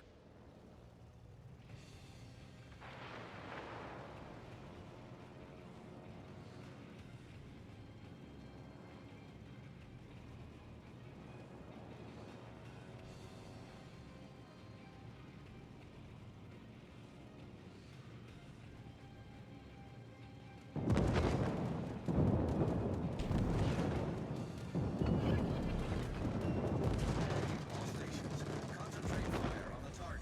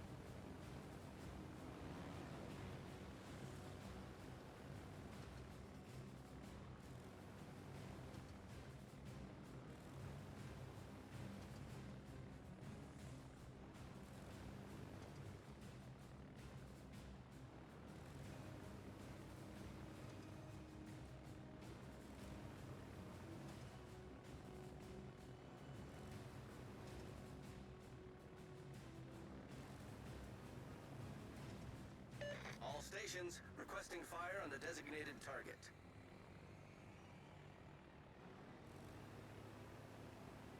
Destination reached. Autopilot mode disabled.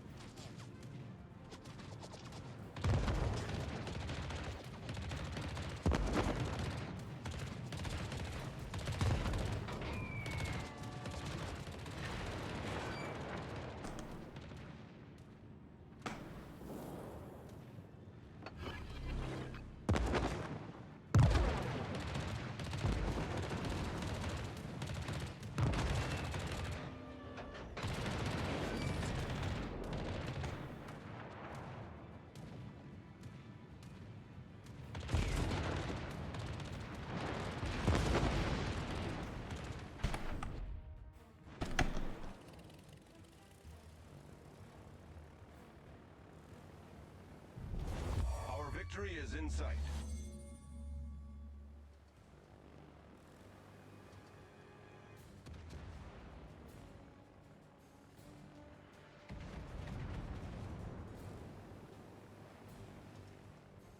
Concentrate fire on the designated target.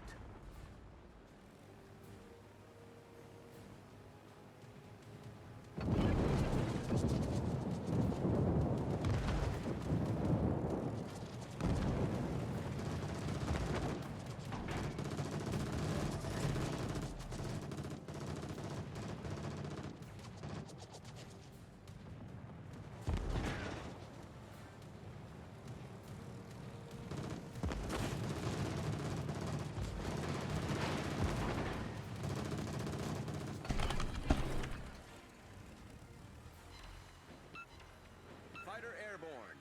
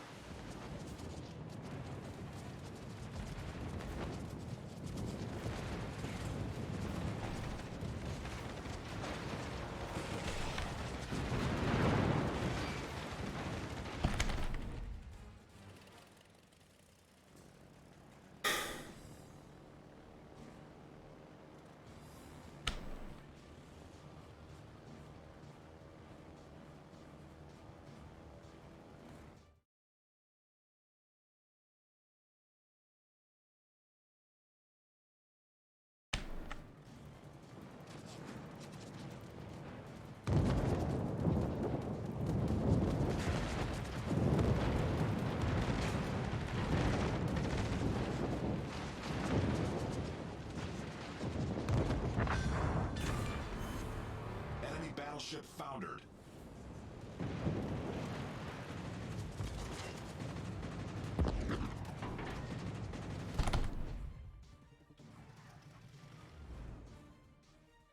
Autopilot mode enabled.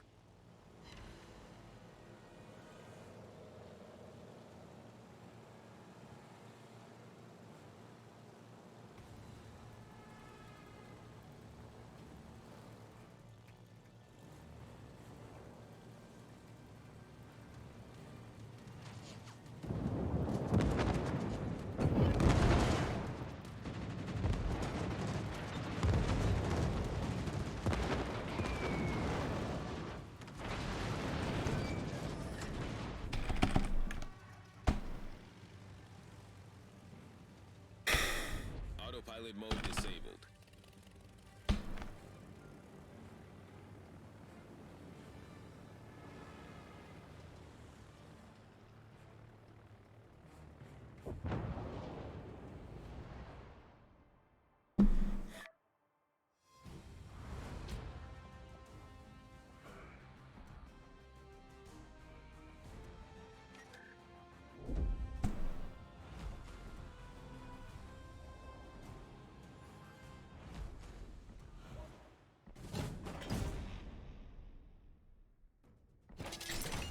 Don't need a commander for the Parzival because we already have commanders.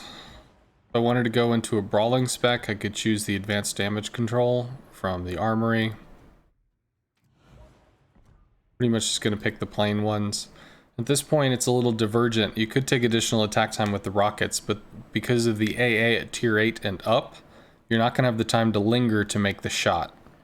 Additional attack time on the torps doesn't matter. So if you take additional speed on the torpedoes, I mean, that's technically could give you a little faster, whatever, but they're already so fast you don't need it. So I do tend to take secondary battery as slot 3 on the Parzival, not because I expect to use the secondaries, but because I'll have them if I need them. Then we can take additional health on what? I'm going to take additional health on the rocket planes, because the Parzival has a heal on the torpedoes and the bombs, so it kind of gives additional longevity across the 3 types. And then I'm going to take flight control mod for 2 additional planes and bonus regen.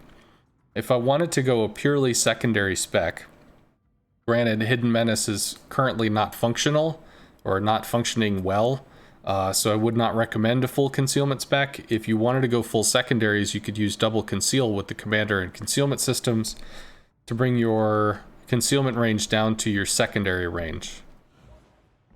Flight control mod's just going to give us additional planes to work with. And we have a commander, more faster, healthier. That's going to be the base 9-point build for every CV in the game. Additional secondary range as well as accuracy is going to, again, it's not that we're going to use the secondaries, but it's there if we need it. Additional health, this is going to give us an additional heal on both the torps and the bombs, so we technically get 2 additional charges, plus it gives 10% more, longer duration anyway. And then with the remaining points, some additional patrol fighters, as well as more boost. So more boost in general, and last gasp if we get a situation where we can strike twice. Additional experience, additional commander XP. I think we go with flooding flags, just because they're cheap. Put the little community contributor flag on. And, I think I have some 150s, right? I do, because this contributor thing? No. It's always so hard to find this stuff. Is it down here?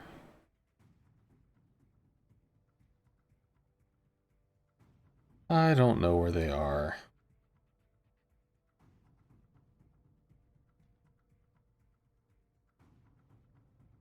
Sharks, eagles.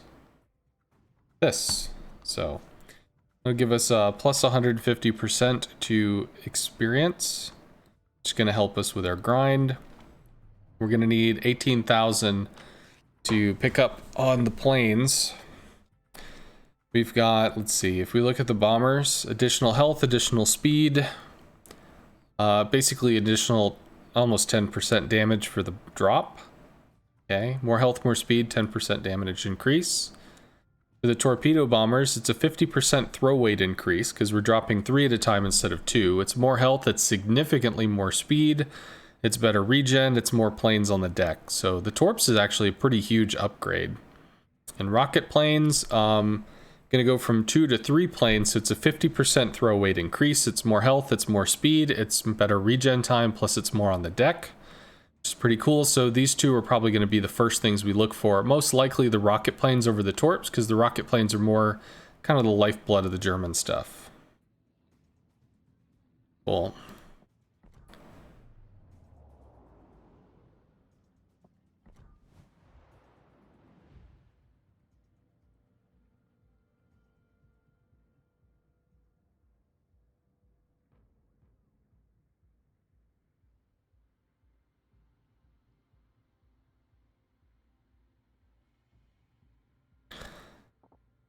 Yeah, so the game that Treyarch's talking about, I think it's this one. I'll be honest, the reason I'm mad isn't because I lost the Solo Warrior. The reason I'm mad is because Treyarch sync dropped on us without asking. That's what pissed me off, and continues to piss me off still. I don't know why, for some reason it just seems disrespectful and it pisses me off.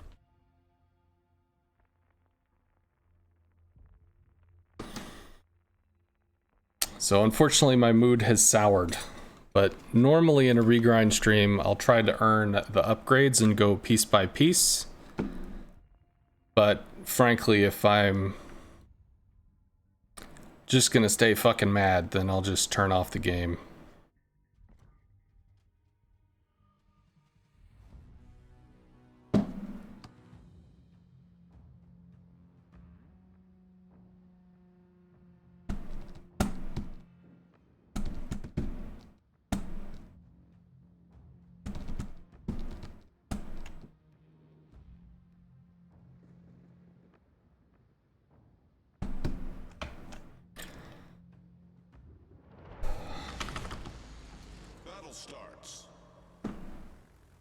So I think we have tier 8 rockets on this. I'll be honest, I don't know.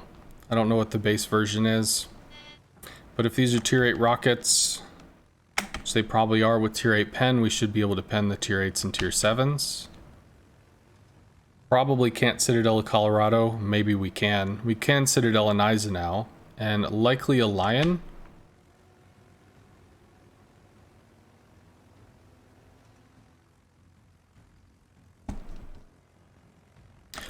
No, there's a difference. There are a lot of people that are in this channel that are, I mean, as far as players go, they've got good days, they've got good days, they've got bad days, they've got ups, they've got downs. In terms of a random experience, I could roll into fucking double div 007 or double, 07 div, go up against 1207 players and get fucking rocked. That I'm not concerned about. But there was a point in my streaming career where, Treyarch, who, I don't know, was learning CV for me or learned CV elsewise, was interested, whatever, liked to test himself against me. So we sync dropped a lot in randoms, which was okay. I was up for it at the time. But then it happened, and then it happened, and then it happened. And it got kind of old, because part of the stream is an educational stream, so I'm talking, I'm interacting, I'm describing thought process, I'm describing what's going on. And I'm not a very competitive person, but I don't like to lose. So as Treyarch gets better, the more and more we go head to head, the more confrontational it gets. And I mean, I'm going into like try hard mode, give a shit mode, whatever, fuck it, just recall. And it's just pulling me off what the streaming is.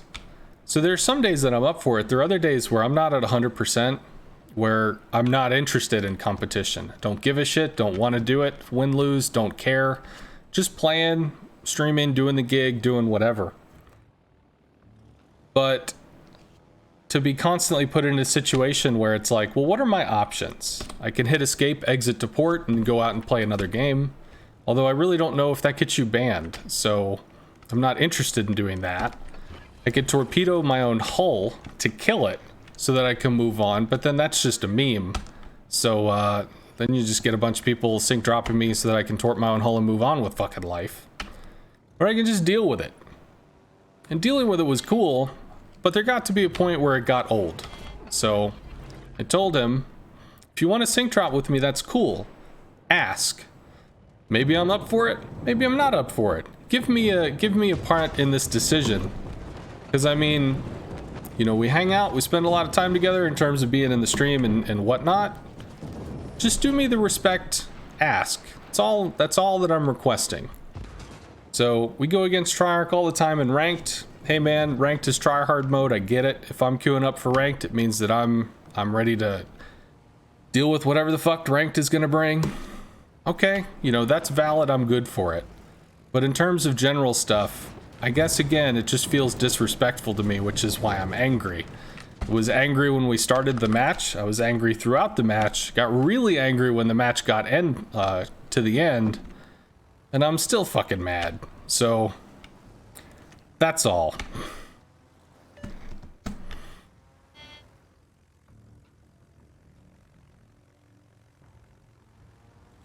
I guess the Belfast bailed on his smoke. We might be able to hit that. Yeah, that might be a kill.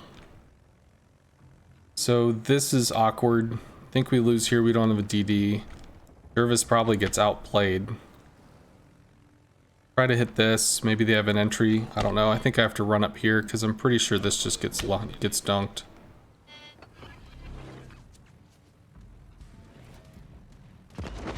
What did you miss for Troy?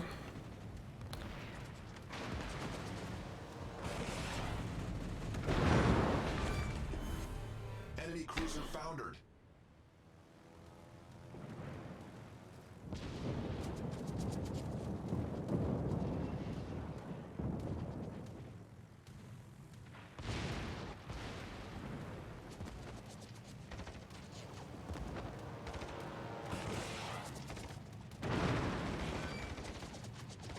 Get to shoot with a single plane. I'm pretty sure the Otago kills one.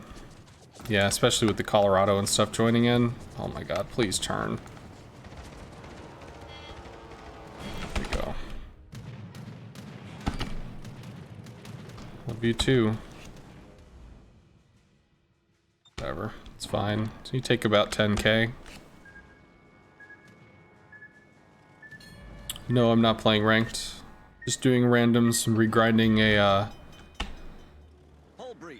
regrinding the German CV line. Good game, everyone. Forgot to put on secondary flags. This should be a little further. Guess out to 10 clicks.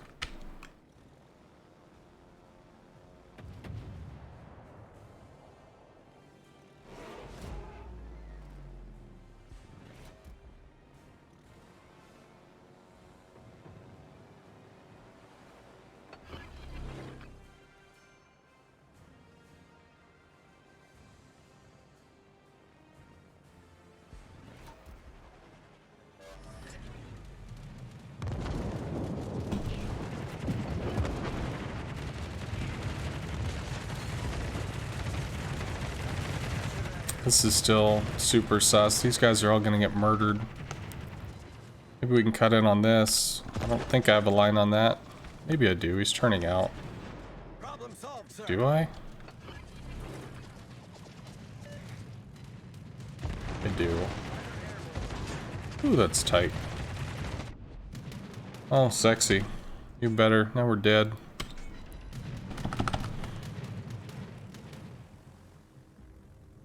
Try to rocket the Vauquelin for what it's worth. Concentrate fire on the designated target. Teammate, I need your Yeah, support. Jervis can't help. PG can, though. Depending. Fighter destroyed.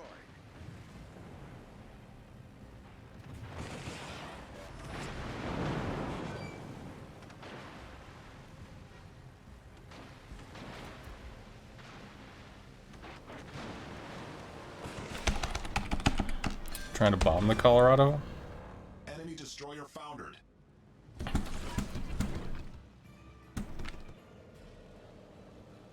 Fighter airborne.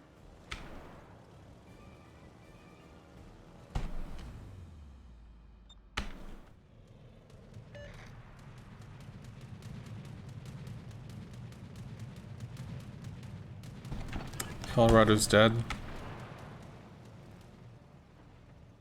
Not gonna be able to do very much there. dude really has a hard on for me, doesn't he? Okay.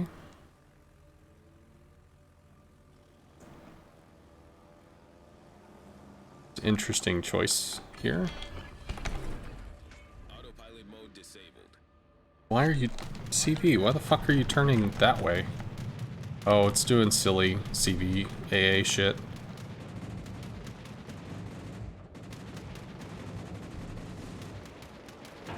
Come on. We eat 2. That misses. Planes take care of that. Oh, but he does swing around. That's cool. No. He's gonna go on the Fiji before the planes rocket in. Fine. Jervis, those a problem.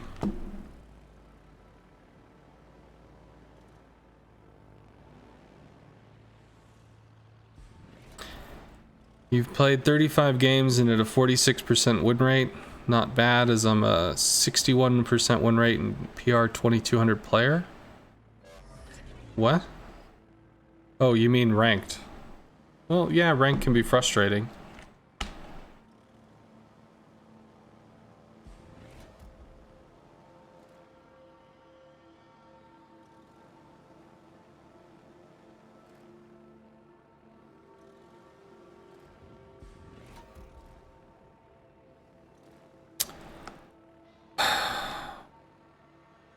I think the Jervis is probably over here. Yep, he's definitely on top of me, which means he's gonna be torping in front of me.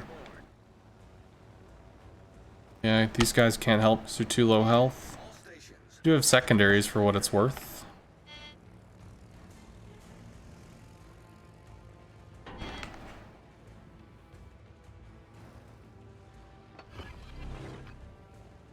Well, he can't torp me from that range, so there's that.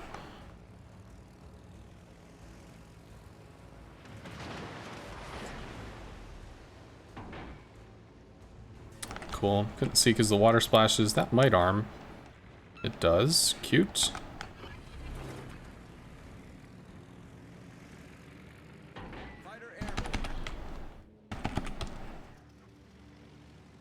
Well, this doesn't matter. If I had enhanced reactions, it would, but it doesn't now. Autopilot mode disabled.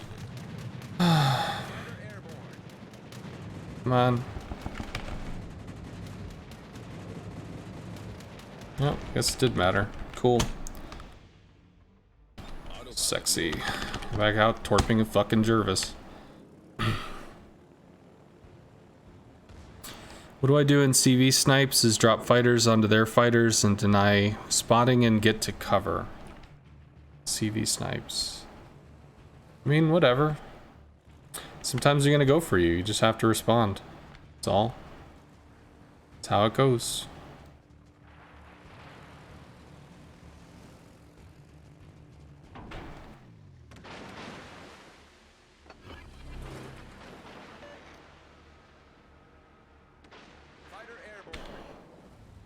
The enemy is about to win.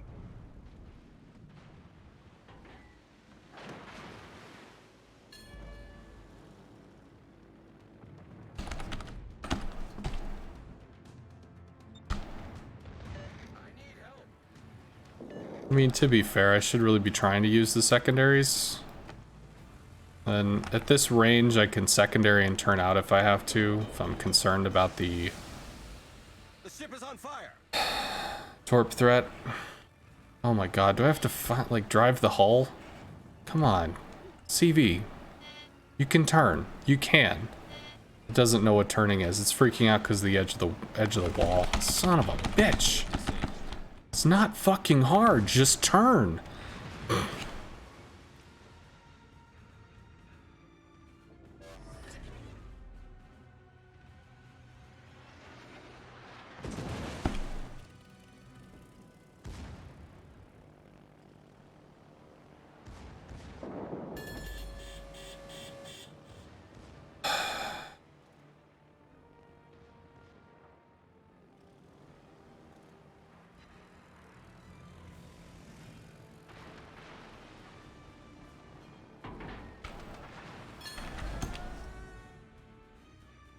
Autopilot mode enabled. Problem solved, sir.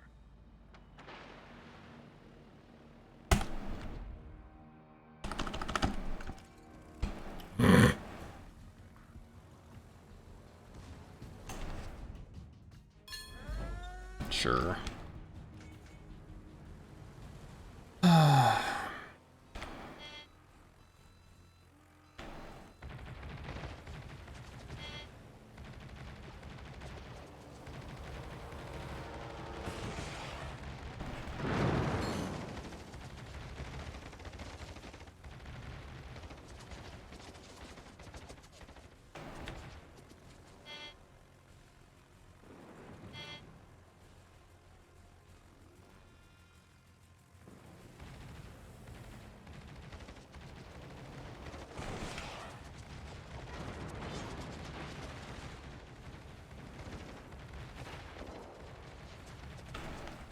All stations requesting fire on the designated target.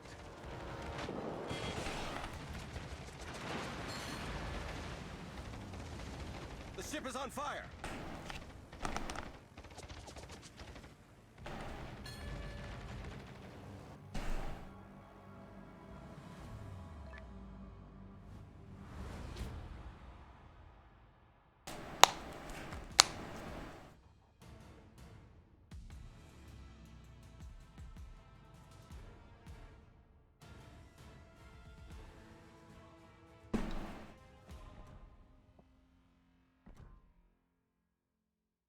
What the hell? Oh, earn base XP. They changed this. It's interesting. I guess this got changed like the Christmas crate rewards or whatever. The snowflakes. You don't have to get a win now. Interesting. Alright.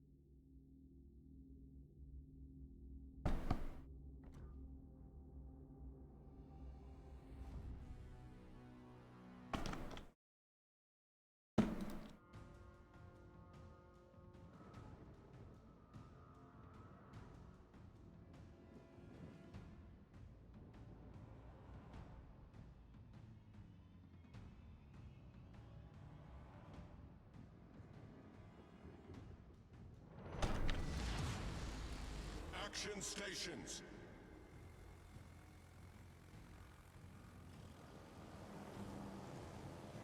Probably Citadel all the battle, all the cruisers. We can actually Citadel Graf's Bay, although it's hard. Need a pretty direct line to be able to pierce it to get to the Citadel.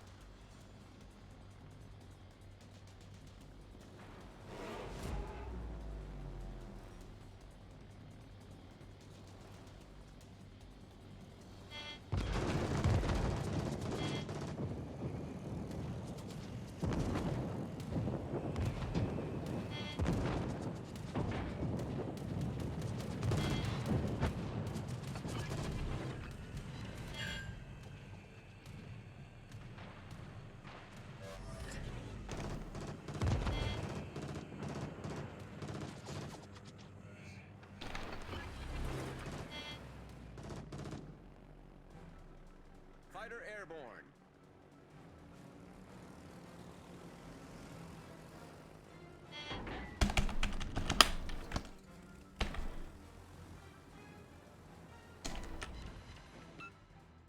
Autopilot mode enabled.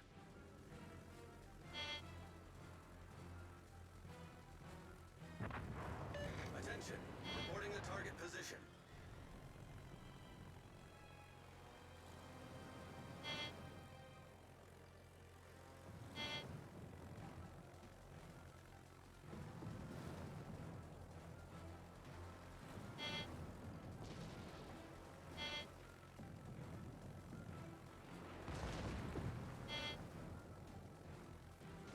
Destination reached. Autopilot mode disabled. Our team has taken the lead. All forces, provide cover for that target. Teammate, I need your support.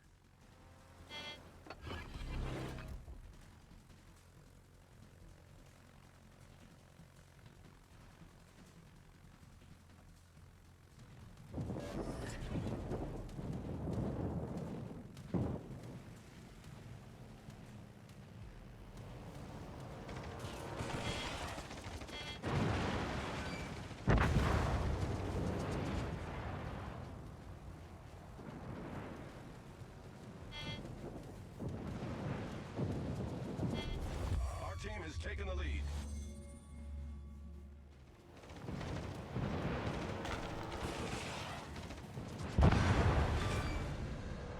Enemy destroyer foundered. Our victory is in sight. Fighter airborne.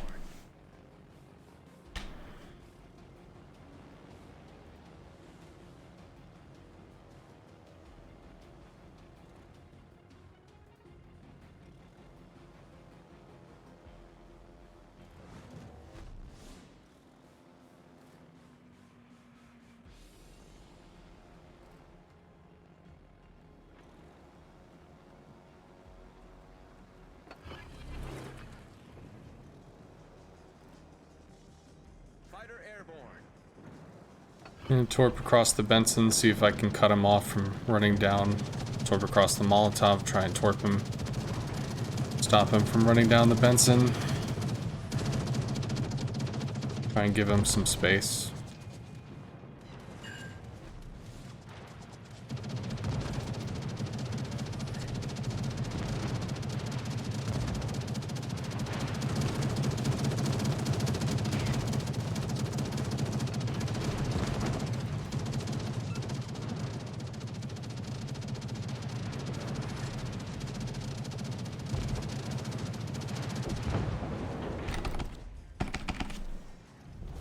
Our victory is in sight.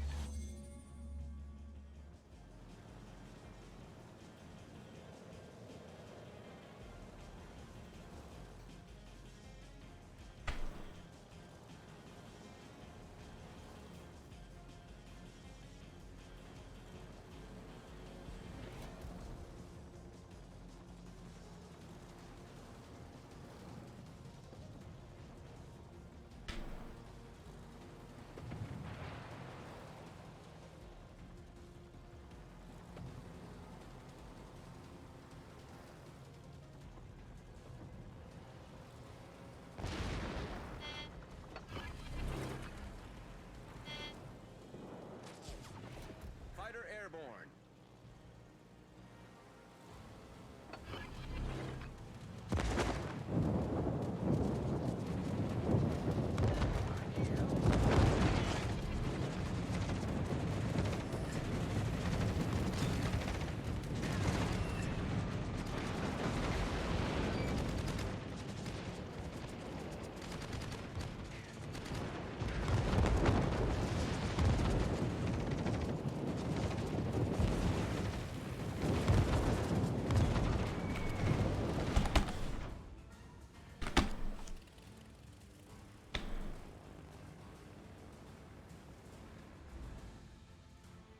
Autopilot mode enabled.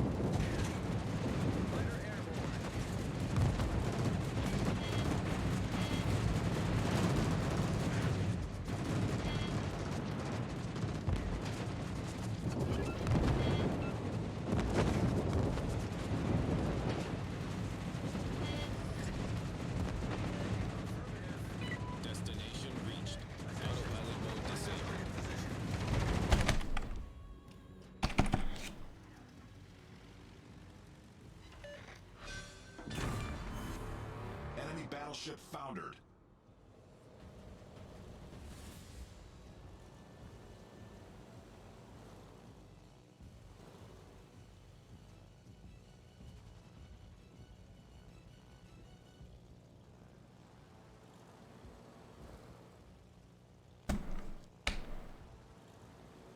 Thank you very much for the 5 months, Lewis.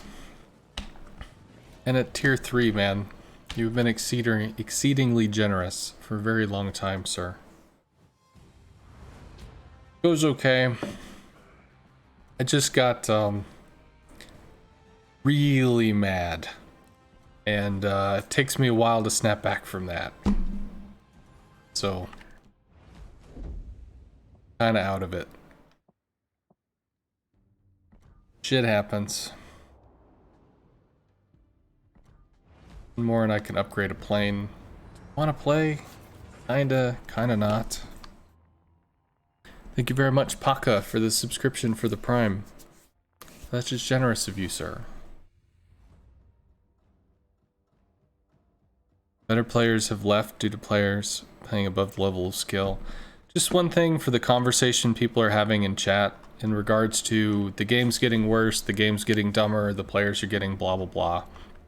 You have to understand where you personally are coming from in this experience. When you walk into a game and you have no idea how to play, first time you play chess, your friend who might know how to play is better than you. So you can play with this person and be like, hey, wow, cool, I can learn from you. And then you can play with somebody else who's better than your friend. And then you get a little better, you play with somebody else who really likes chess. They teach you some things about it. Well, then your friend wants to play.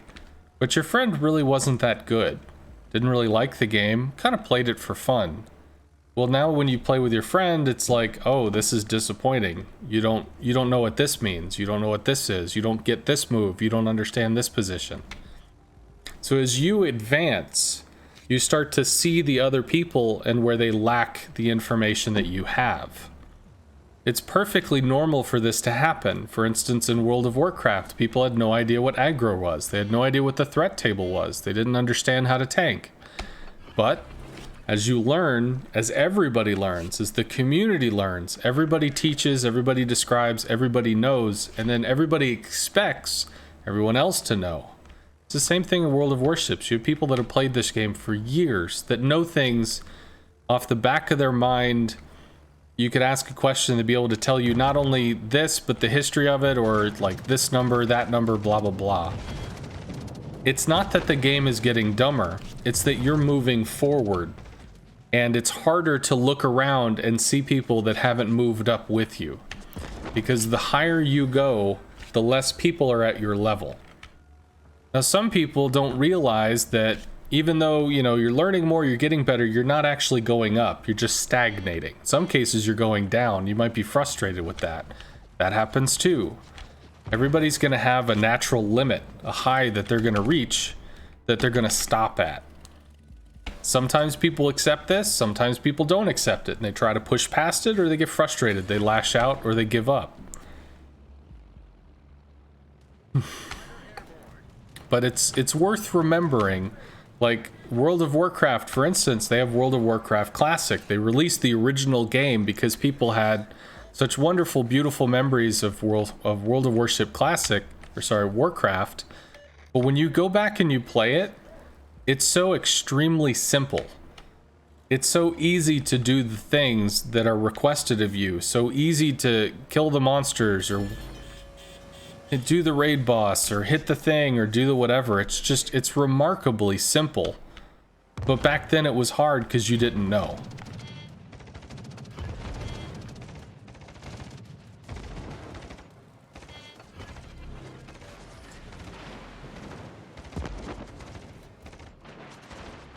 Like, it's just worth keeping that in mind.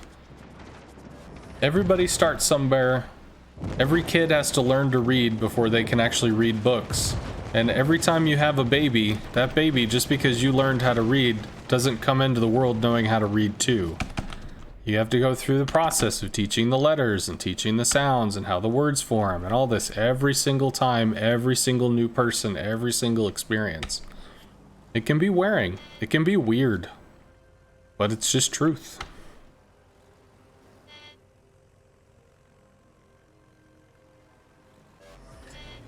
Problem solved, sir.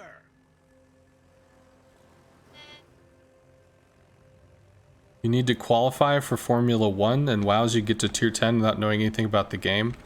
So tier 10 is not magic or special. There's nothing amazing about tier 10 that's this is your pinnacle achievement in the game. Like in World of like for instance, in World of Warcraft was novel, interesting because of the ability for you to play without teammates. You could just solo. You could derp around and run around and just kill monsters for a while by yourself without interacting with anybody and get all the way up to level 60, which was the maximum level at the time.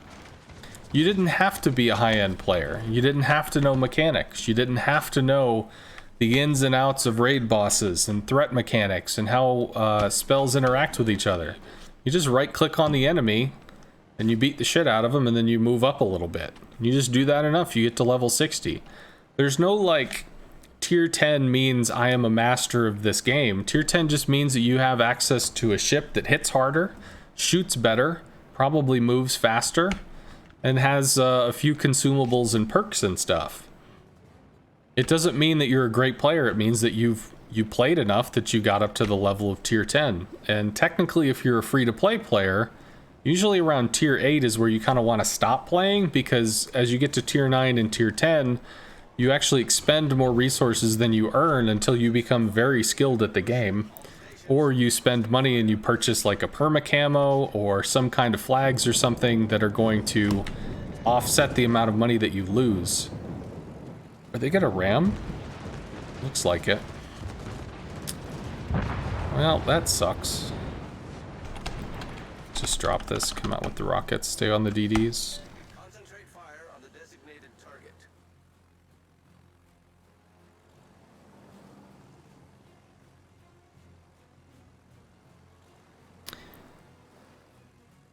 Yeah, Star Destroyer is talking, you know, there's a lot of people even in the higher tiers of the game that are still inexperienced, that still don't know. Well, one of the things about this game is this game does not teach you how to play.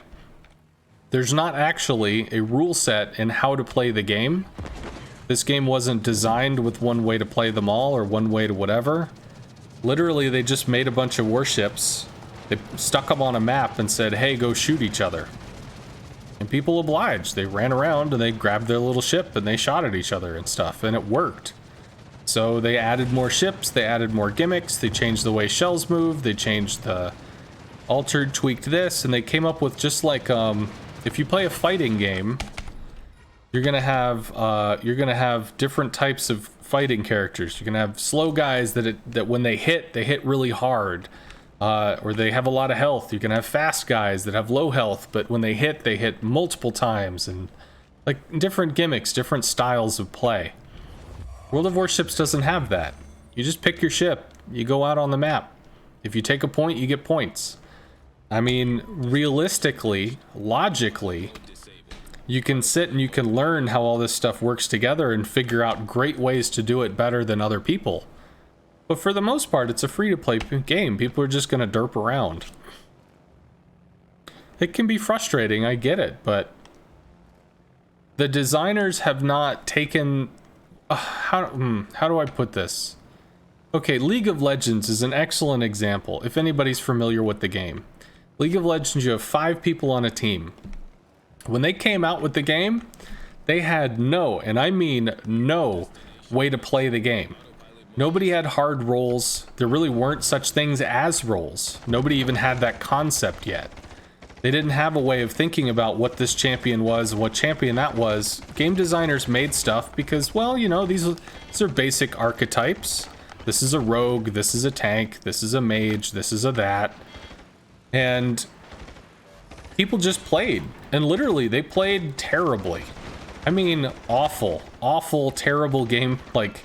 They sucked. And people had a lot of fun because they sucked and they had no idea what they were doing. And stuff was able to, like, people would just come up with stuff and it'd be random and weird and people would enjoy it. Well, people started playing the game professionally. Like they'd go to tournaments and, money was on the line. Well, when money's on the line, people try to figure out how to do something better than everybody else because they want that money. So, okay, I think it was the European teams that came up with this idea of having a support, of taking the money that's on the map and instead of giving it to the 5 people, give it to 4 people. And one person, they just won't take any money. They'll just give it over to this other person because this other person's real good at the game. We'll just give him a lot of money and he'll kill everybody. Okay, so there was never a design in the developer's concept of making what's called now a support class, where there's somebody that just literally says, I won't have as much fun as somebody else because it makes our team stronger.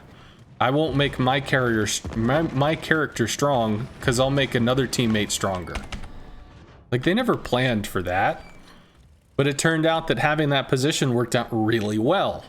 So other people experimented with how do we funnel money into certain characters to make them really strong? How do we use other characters in a support style to keep the strong characters alive? That's where the team fighting started getting born. That's where lane positioning and map pressure and map movement and all sorts of stuff came out of this concept, because basically somebody thought, well, if I just don't take any money and I give it to this dude, then he'll get really strong and kill everybody. Like, nobody came into this with a format or an idea of how it was all going to work. They just gave you a bunch of shit to play with, and people went into the sandbox and derped around with their toys. They had a lot of fun. But then once people figured out a way to do it better, even the game developers said, I don't know if we want to stick with this. Like, do we want to stifle innovation? Do we want to stop people from being able to do something different or new?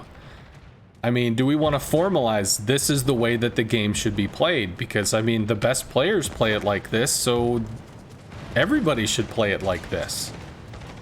Ultimately, they resisted a long time. They didn't want to lock something in. They wanted to let players pick what they were going to do. But they found that there was a lot of infighting between the people that thought this way and the people that thought that way. And they found that the way that had the least controversy was that they set up the system so that this is the role set that everybody knows, because it's existed for like 5 or 8 years by this point. So you can pick what role you intend to play. What you do from there is on you. But you can tell people, I understand how the game is normally played, and this is what I intend to do. And pick your little spot. You know, are you going to be the support guy? Are you going to be the AD carry? And it still leaves the ability for people to like come up with their own way to play. But for the most part, people adhere to it because it's kind of a social contract that they all understand. I mean, it's interesting, but how do you, unless you specifically make a game, like you make a shooting game and there's a specific way to win, well, then there's a specific way to win. So you learn the way to win and that's what you do. But when you just kind of make this like open world, fuck it, you do you game, to what extent do you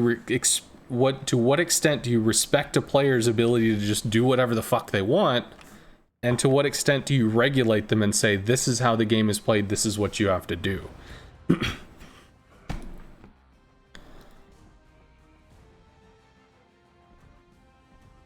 You disagree? WoW's was built on grinding. It existed today because players ground to tier 10 when the game launched. I don't know if I can agree with that.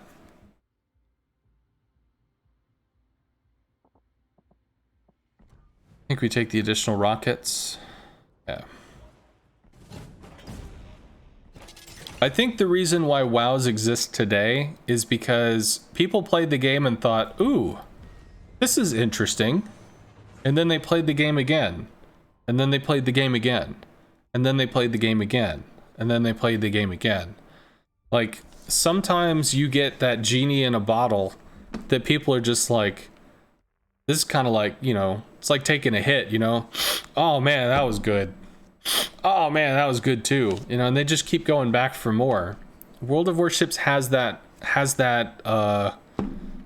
it has that magic where you can queue up in a ship, you can go out, you might die early, you might die late, you might win, you might lose, you might do this, you might do that. Fuck it, I'll play one more. I'll play one more.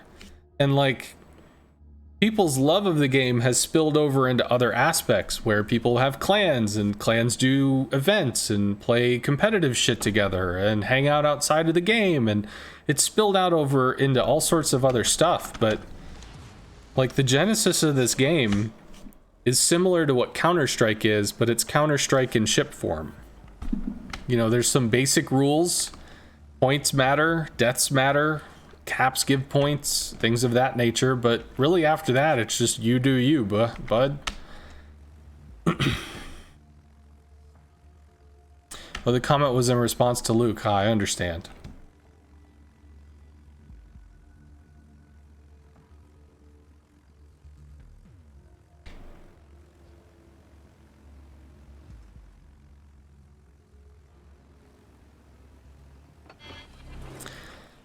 For me, because I guess Luke is talking something about skill, I do actually like the new ranked system.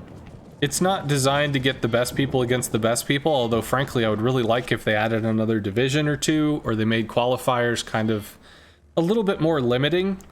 So, you know, maybe you had a certain amount of attempts to qualify, and if you didn't qualify, fuck it, man. It's like, it's a 6-week long thing. You'll have more chances to qualify. It'll be fine. That would have been nice. But I like how ranked has, you know, some sense of permanence, and to an extent, you control the style of person you're going to go against. Are you going to go against the person that's going to grind all the way up to fucking gold, or are you going to go against the person that just wants to derp around in bronze a little and get some steel? Like, it's not skill-based matchmaking that forces you, like, every random game to try hard. But it's still nice. Like, it's an option, which is cool, I think. I have to be honest, when people talk about skill-based matchmaking in this game, how much they want it, so like every time you play it's a 50-50 shot, you have to realize that when you go into a game like that, every single time you play, you have to try hard. You have to go balls deep to try and make sure you're winning. Because if you don't show up with your A game every fucking time, then you're just going to lose until, frankly, you've lost down to a part where you don't have to try to have a 50-50 win rate. And I mean, maybe that's what some people want, but if you win a few times, hey, you know, you get the taste for winning, you win 4 or 5 in a row, cool. Hey, I'm on a win streak, I'm enjoying this. Well, skill-based matchmaking says you're going to keep winning until you lose, and then you're going to keep losing, and then keep losing, and then keep losing until we reset you back to where the hell you were supposed to be. And, like, there's parts of that that's fun, and there's parts of that that is not fun. Just getting melted. Whatever. I'm totally checked out.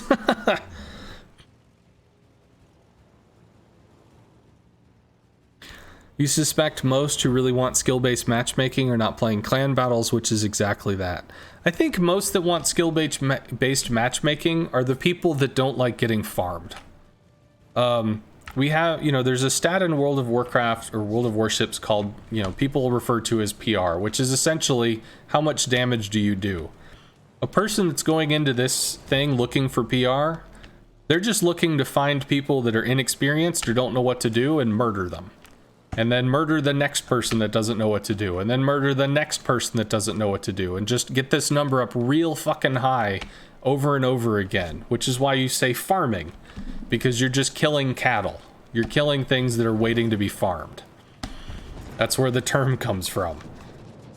So, skill-based matchmaker in that sense means that if you're running around while you're just getting fucking dominated by people that know how to play, when you don't, that sucks. But equally, if you're in a situation where you're like medium skill level you know, you're not really worried about being farmed, but you're just stuck with people that have no idea what they're doing, then that can also be frustrating too. Enemy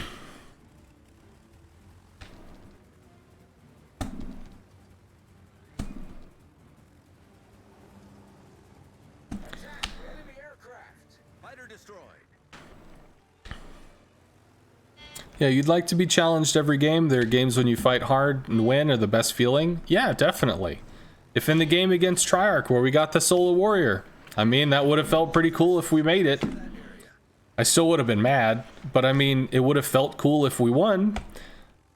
But the thing that randoms give you is that sometimes you have extremely hard matches. Sometimes you have extremely easy matches. There's a whole bunch of variance. There's a whole bunch of difference. Every time it's different. Every time it's new. And that's one of the reasons why I'm a big proponent. I like the fact that there's ranked. The reason why ranked is limited is because they don't have enough population in the server to populate 2 queues all the time. You can't always have ranked and always have randoms without, you know, you're starting to run, queue times get weird because you're starting to run out of players trying to fill all the slots at the same time. So they give you ranked for a little bit. You can do the ranked thing for a little bit, and then if you just want competitive play, well, you can chill out for a little. Stop playing for a day or few or a week, come back, do some more ranked. Competitive, same thing. You can play competitive with your teammates, and you can sit and strategize and have really tough games. But they come in waves. I mean, randoms is what makes this game. Randoms is how people meet the game, how they experience the game, what they buy ships for in the game. It's what makes wargaming money. I mean, the random battle is the heart and soul of this game.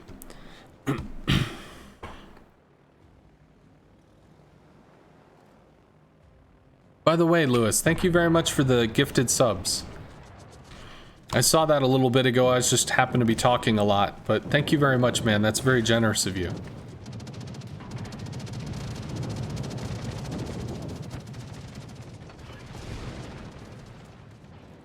I was just bailing. Might be able to see him as he's running out of smoke. Destination reached. Autopilot mode disabled. Oh, he beached. Josh just stuck. Literally, he beached. He rammed himself into the island as the smoke was there. Try to bomb this in up. Might get lucky. Thank you for the entertainment. Well, yeehaw, sir.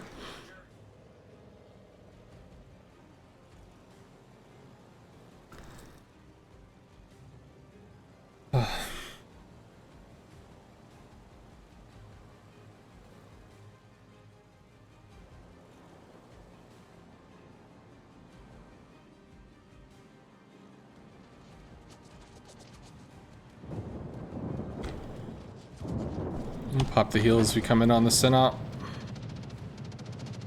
Pop the engine boost so we can drop and peel back. So we're gonna slam on the brakes here and not really see the ship that we're dropping, but cool. Maybe that'll get fixed with the update thing. The visual thing, it'll be easier to see the ship when you're above it, especially when the sky is kind of dark. That might be okay. Or we did. That was okay. Look on the Alaska, I guess. I think most people are frustrated and ranked by always being stuck at the same point. Like, you'll ping pong between 8 and 6. You get to a point where you just don't care, play each game on its own, and then you don't care if you move up the rank. Yeah.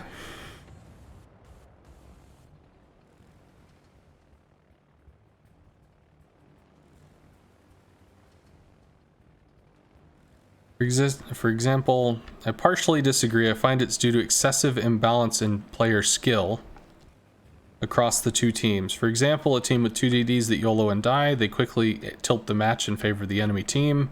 My time is important to me. What right do they have to affect my enjoyment and time in the game? I don't know. I mean, that is a problem. It's a problem to be in a situation where you are never competitively able to compete in the game because people didn't know, or people made bad choices, or in some cases people just got outplayed. That also happens too. But I still have to say I like random for what it is, because I've been on. I remember back in 1990s when, you know, Half-Life had online servers. There was what was it? Something's GameSpy, I think it was GameSpy, maybe, where GameSpy would basically look for servers that were playing whatever game you were playing, Quake or Half-Life or whatever. Half-Life shipped with GameSpy support built in, so you didn't have to use it as an outside program. And you could search around for a server, and you could hop onto a server and play whatever the hell you're gonna play. Sometimes you hopped onto that server, you were the best person on the server, and you just fucking murdered everybody. And that doesn't mean that you were a great player, it just means that you were better than everybody else that was there. Other times you hop on a server and you're just getting dominated. Like, you're getting totally rolled to the point where you wonder, God, are these people hacking? But you can always just leave the server, hop onto another server, and find one that fit you. And unfortunately, in games like this, you don't have the ability to just like, fuck this game, hop out and join into a new one. You know, once you're in, you're kind of committed for however long it's going to be. But I mean, I liked the random aspect of it because it always made the game feel fresh. Whereas when I play League of Legends and it's like every game's a fucking try-hard game. Okay. I'm surprised none of those were Citadels, really. I don't know, I guess I just... There's parts of me that like the fact that it's not every game is balls deep. Wow, 63. Sexy. Setting up a LAN party? Yeah, those were fun.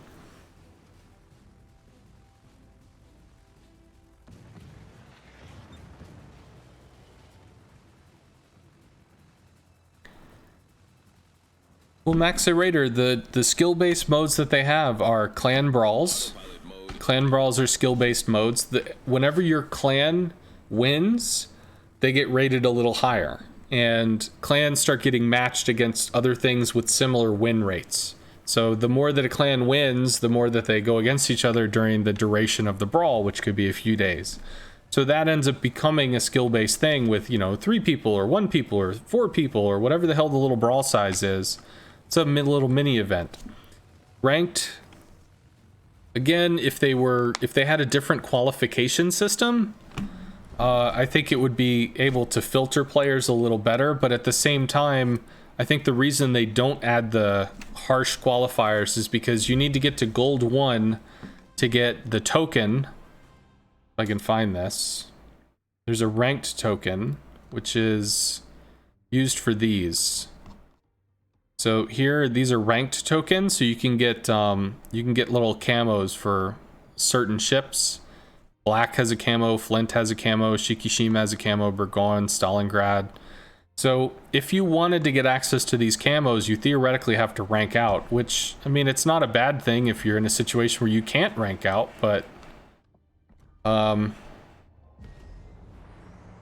I still think if they could have it to where it could just be silver or better. You know, you get the rank token or something. It could be that. It doesn't have to be that it's Gold 1. It could just be Silver 1 or something, and then you can add queues above it that filter out so that you're against more similar play. They also found that when people got to ranked 1, it's like, well, ranked 1 players could play against other rank 1 players. That would be a good way for filtering out skill level, right? But they found that without incentive or reward, the amount of people in the queue was too low, so they just didn't have enough interaction. They didn't have people playing, so people would sit and just wait.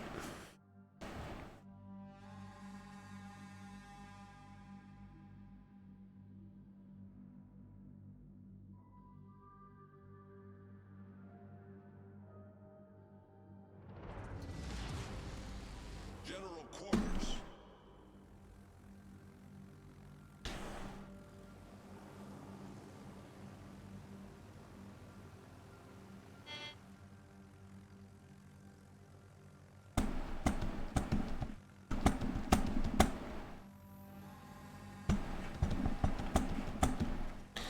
What percentage of the player base actually play more than 10 games in ranked? That would be an interesting question. I don't know if they have that data or would release that data, but it would be nice to know. Most people that play this game probably just play randoms and almost nothing else. It's only really on North America, if I understand, that people play co-op. Or not co-op. Operations. Operations don't really seem to have much of a grip on the community as they are in the North American server. Across others. Can strike the Brindisi. Might get lucky there.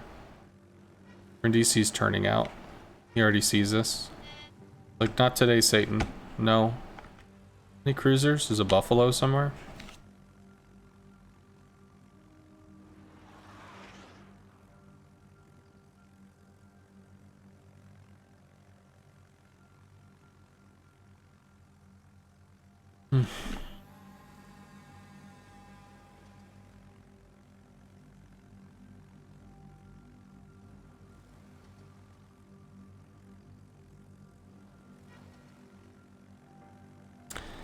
Why should anyone be limited to co-op?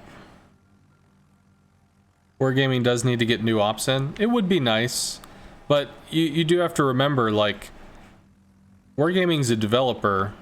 They're gonna put money and effort and time. They're gonna pay people to build shit for them where they're gonna get the most use out of it, and operations is not the highest use. Randoms, new ship lines, these are things that people invest money in. These are things that people play devoutly.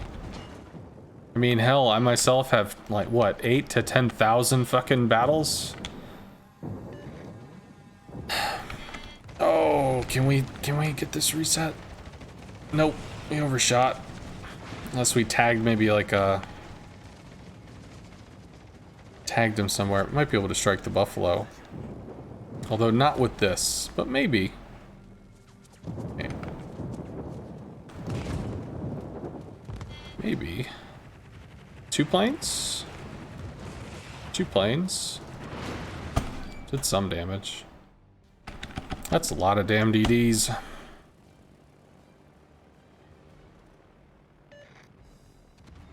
You think they're gonna fix the bug on the stealth skill? I don't know. See you, Mr. Erickson. Thanks for hanging out. See you, man. Why play in a competitive mode when you're not bothered if you win or lose? Good luck on planned battles. I am not on the roster, although I might be requested to play on one of the other things. They're only running 2 divs in KSC. Fighter just went away.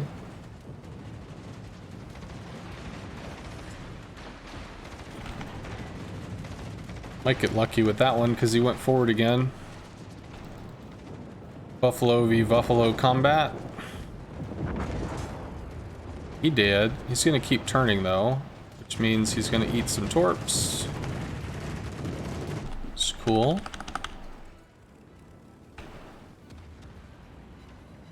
Have they confirmed it's a bug? No, not to my knowledge. I've reported it as something that's really a problem. I haven't had any confirmation or any... I've never heard anything back saying that they feel it's not intended or it's, you know, not okay or something. They could just consider it as like whatever, that's the code. Return time is return time, and it increases return time, so if it gets planes killed, well, that's your choice. Could be. I mean, it's not uncommon to lose resources for additional, the addition of stealth. This is concerning. Newbie, if you want help, you're gonna have to shoot down the fighter. Autopilot mode disabled.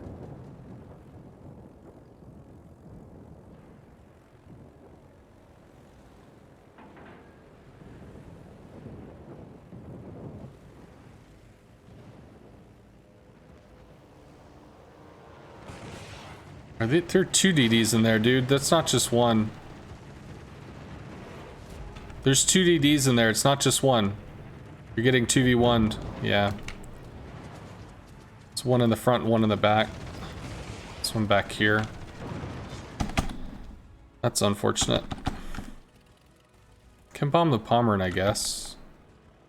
You have to leave out of here. Autopilot mode enabled. Go after the Alsace, I guess.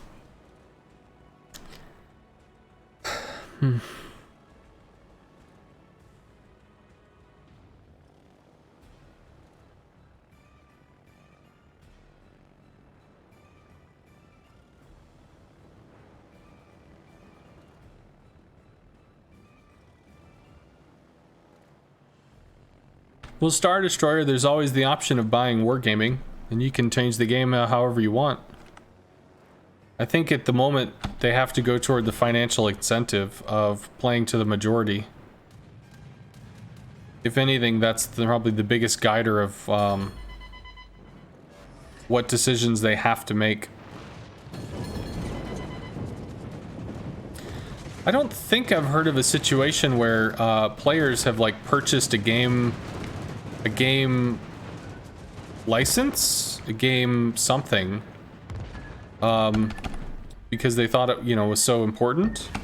But I imagine it must be true. Yeah, there's the Sociotorps.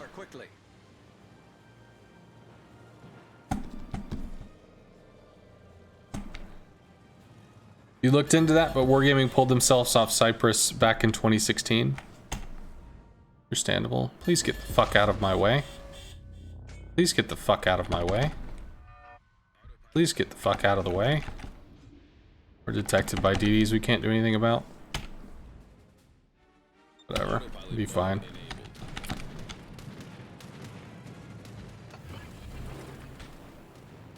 It's probably not a kill, but that's going to take us down to like 3k.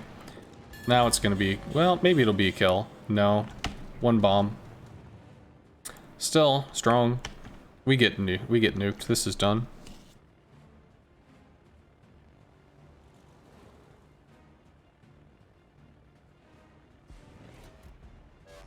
Wargaming has real competitive modes. Clan Battles is a real competitive mode. King of the Sea is technically a real competitive mode, because Wargaming just purchased King of the Sea. Literally purchased King of the Sea so that they could create the competitive environment and continue it. Clan Brawls are a competitive mode, if one-off, and Ranked is a competitive mode as well. I don't quite understand why people don't understand or don't see Ranked as being as competitive as it is. Maybe it's because of the sprint format, but again, if they make a permanent queue, the amount of players that currently play, when there's a Ranked option, you have a significant amount of people that will play only Ranked. That's what they'll play, which is going to bleed it'll bleed that player base out of the random queue, which starts increasing queue times across the board, because you're essentially building a second game. So like League of Legends has adopted a similar model to what World of Warships does, where they'll have novelty events. There'll be a patch where there's Rogue Wave, or there's key battles, or there's something, and they exist for like 2 or 3 weeks, and then they're gone. And the player base can feed back into the main model, which is random. Their resistance to Ranked was because they, if I understand correctly, this is guessed, I haven't had this conversation, but is because you split the player base and then you break it in half. Well, sometimes, like, if I start playing early in the morning at North America, we can get bots in the game. If it's tier 6 or below, it's potential to get bots. And if you play below tier 4, you're probably playing in a damn near all bot game. Well, what happens if half of the players break off of that? Like, do you play against until 2 in the afternoon and you still get some bots in your game? Until, like, really people come home and start playing at like 3 in the afternoon or something? It's just, there are issues like that.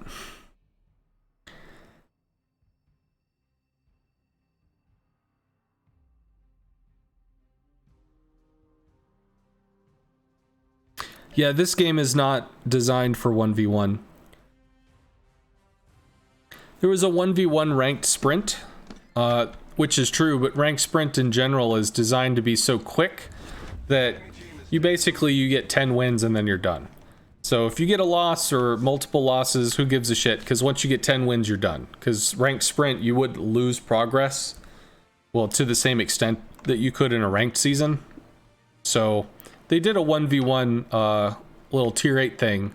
So I could play a carrier, and carriers, you know, can screw over most ships in a 1v1. But the reason why carriers exist is because the game is not a 1v1, it's a 1v many.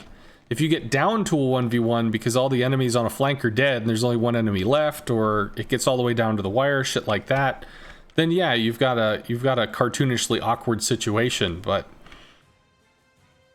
it's not what you expect to deal with from the outset or even in the middle of the game. It's something that can happen as an aberrance.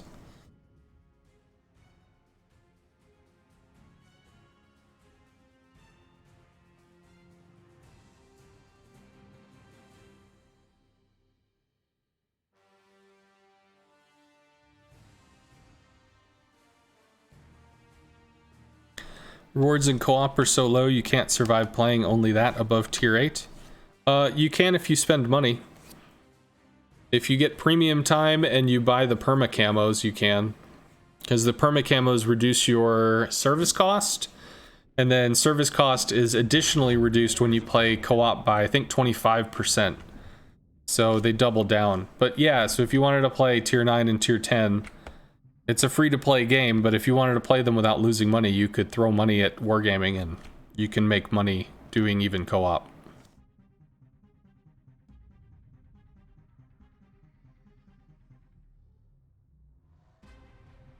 Yeah, I actually, when I first came back to this game to play, I played the Langley in co-op, I played the Ranger all the way through in co-op, and I played the Lexington halfway through in co-op before I even touched a random game. Because I was practicing my aim, and I didn't want to go into a random game if I didn't know how the fuck to play. So I played probably for 3 weeks. I don't know, multiple hours a day. 4 to 6 hours a day?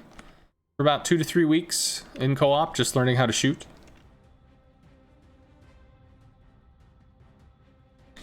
How many more games do you think you can do? Honestly, I should just stop playing.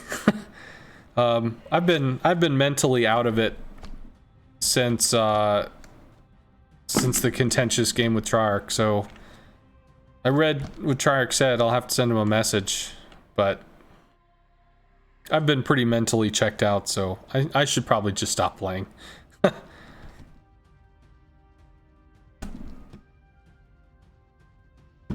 Although it's nice to have the conversation that's having in chat. I mean, people seem to be having a genuine back and forth, which is quite nice.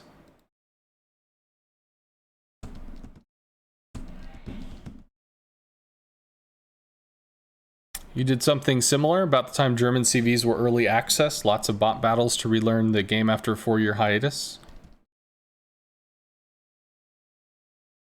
Or Troy is saying people who aren't playing to win all the time should only be allowed in co-op.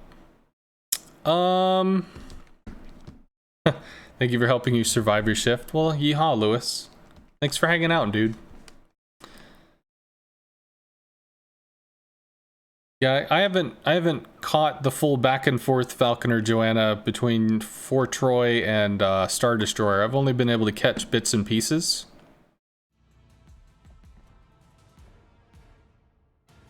Okay. Alrighty, newbie, so thank you very much for hanging out, doing the thing, playing the games. As far as how we got up to the Parzival, so we finished off the Weser.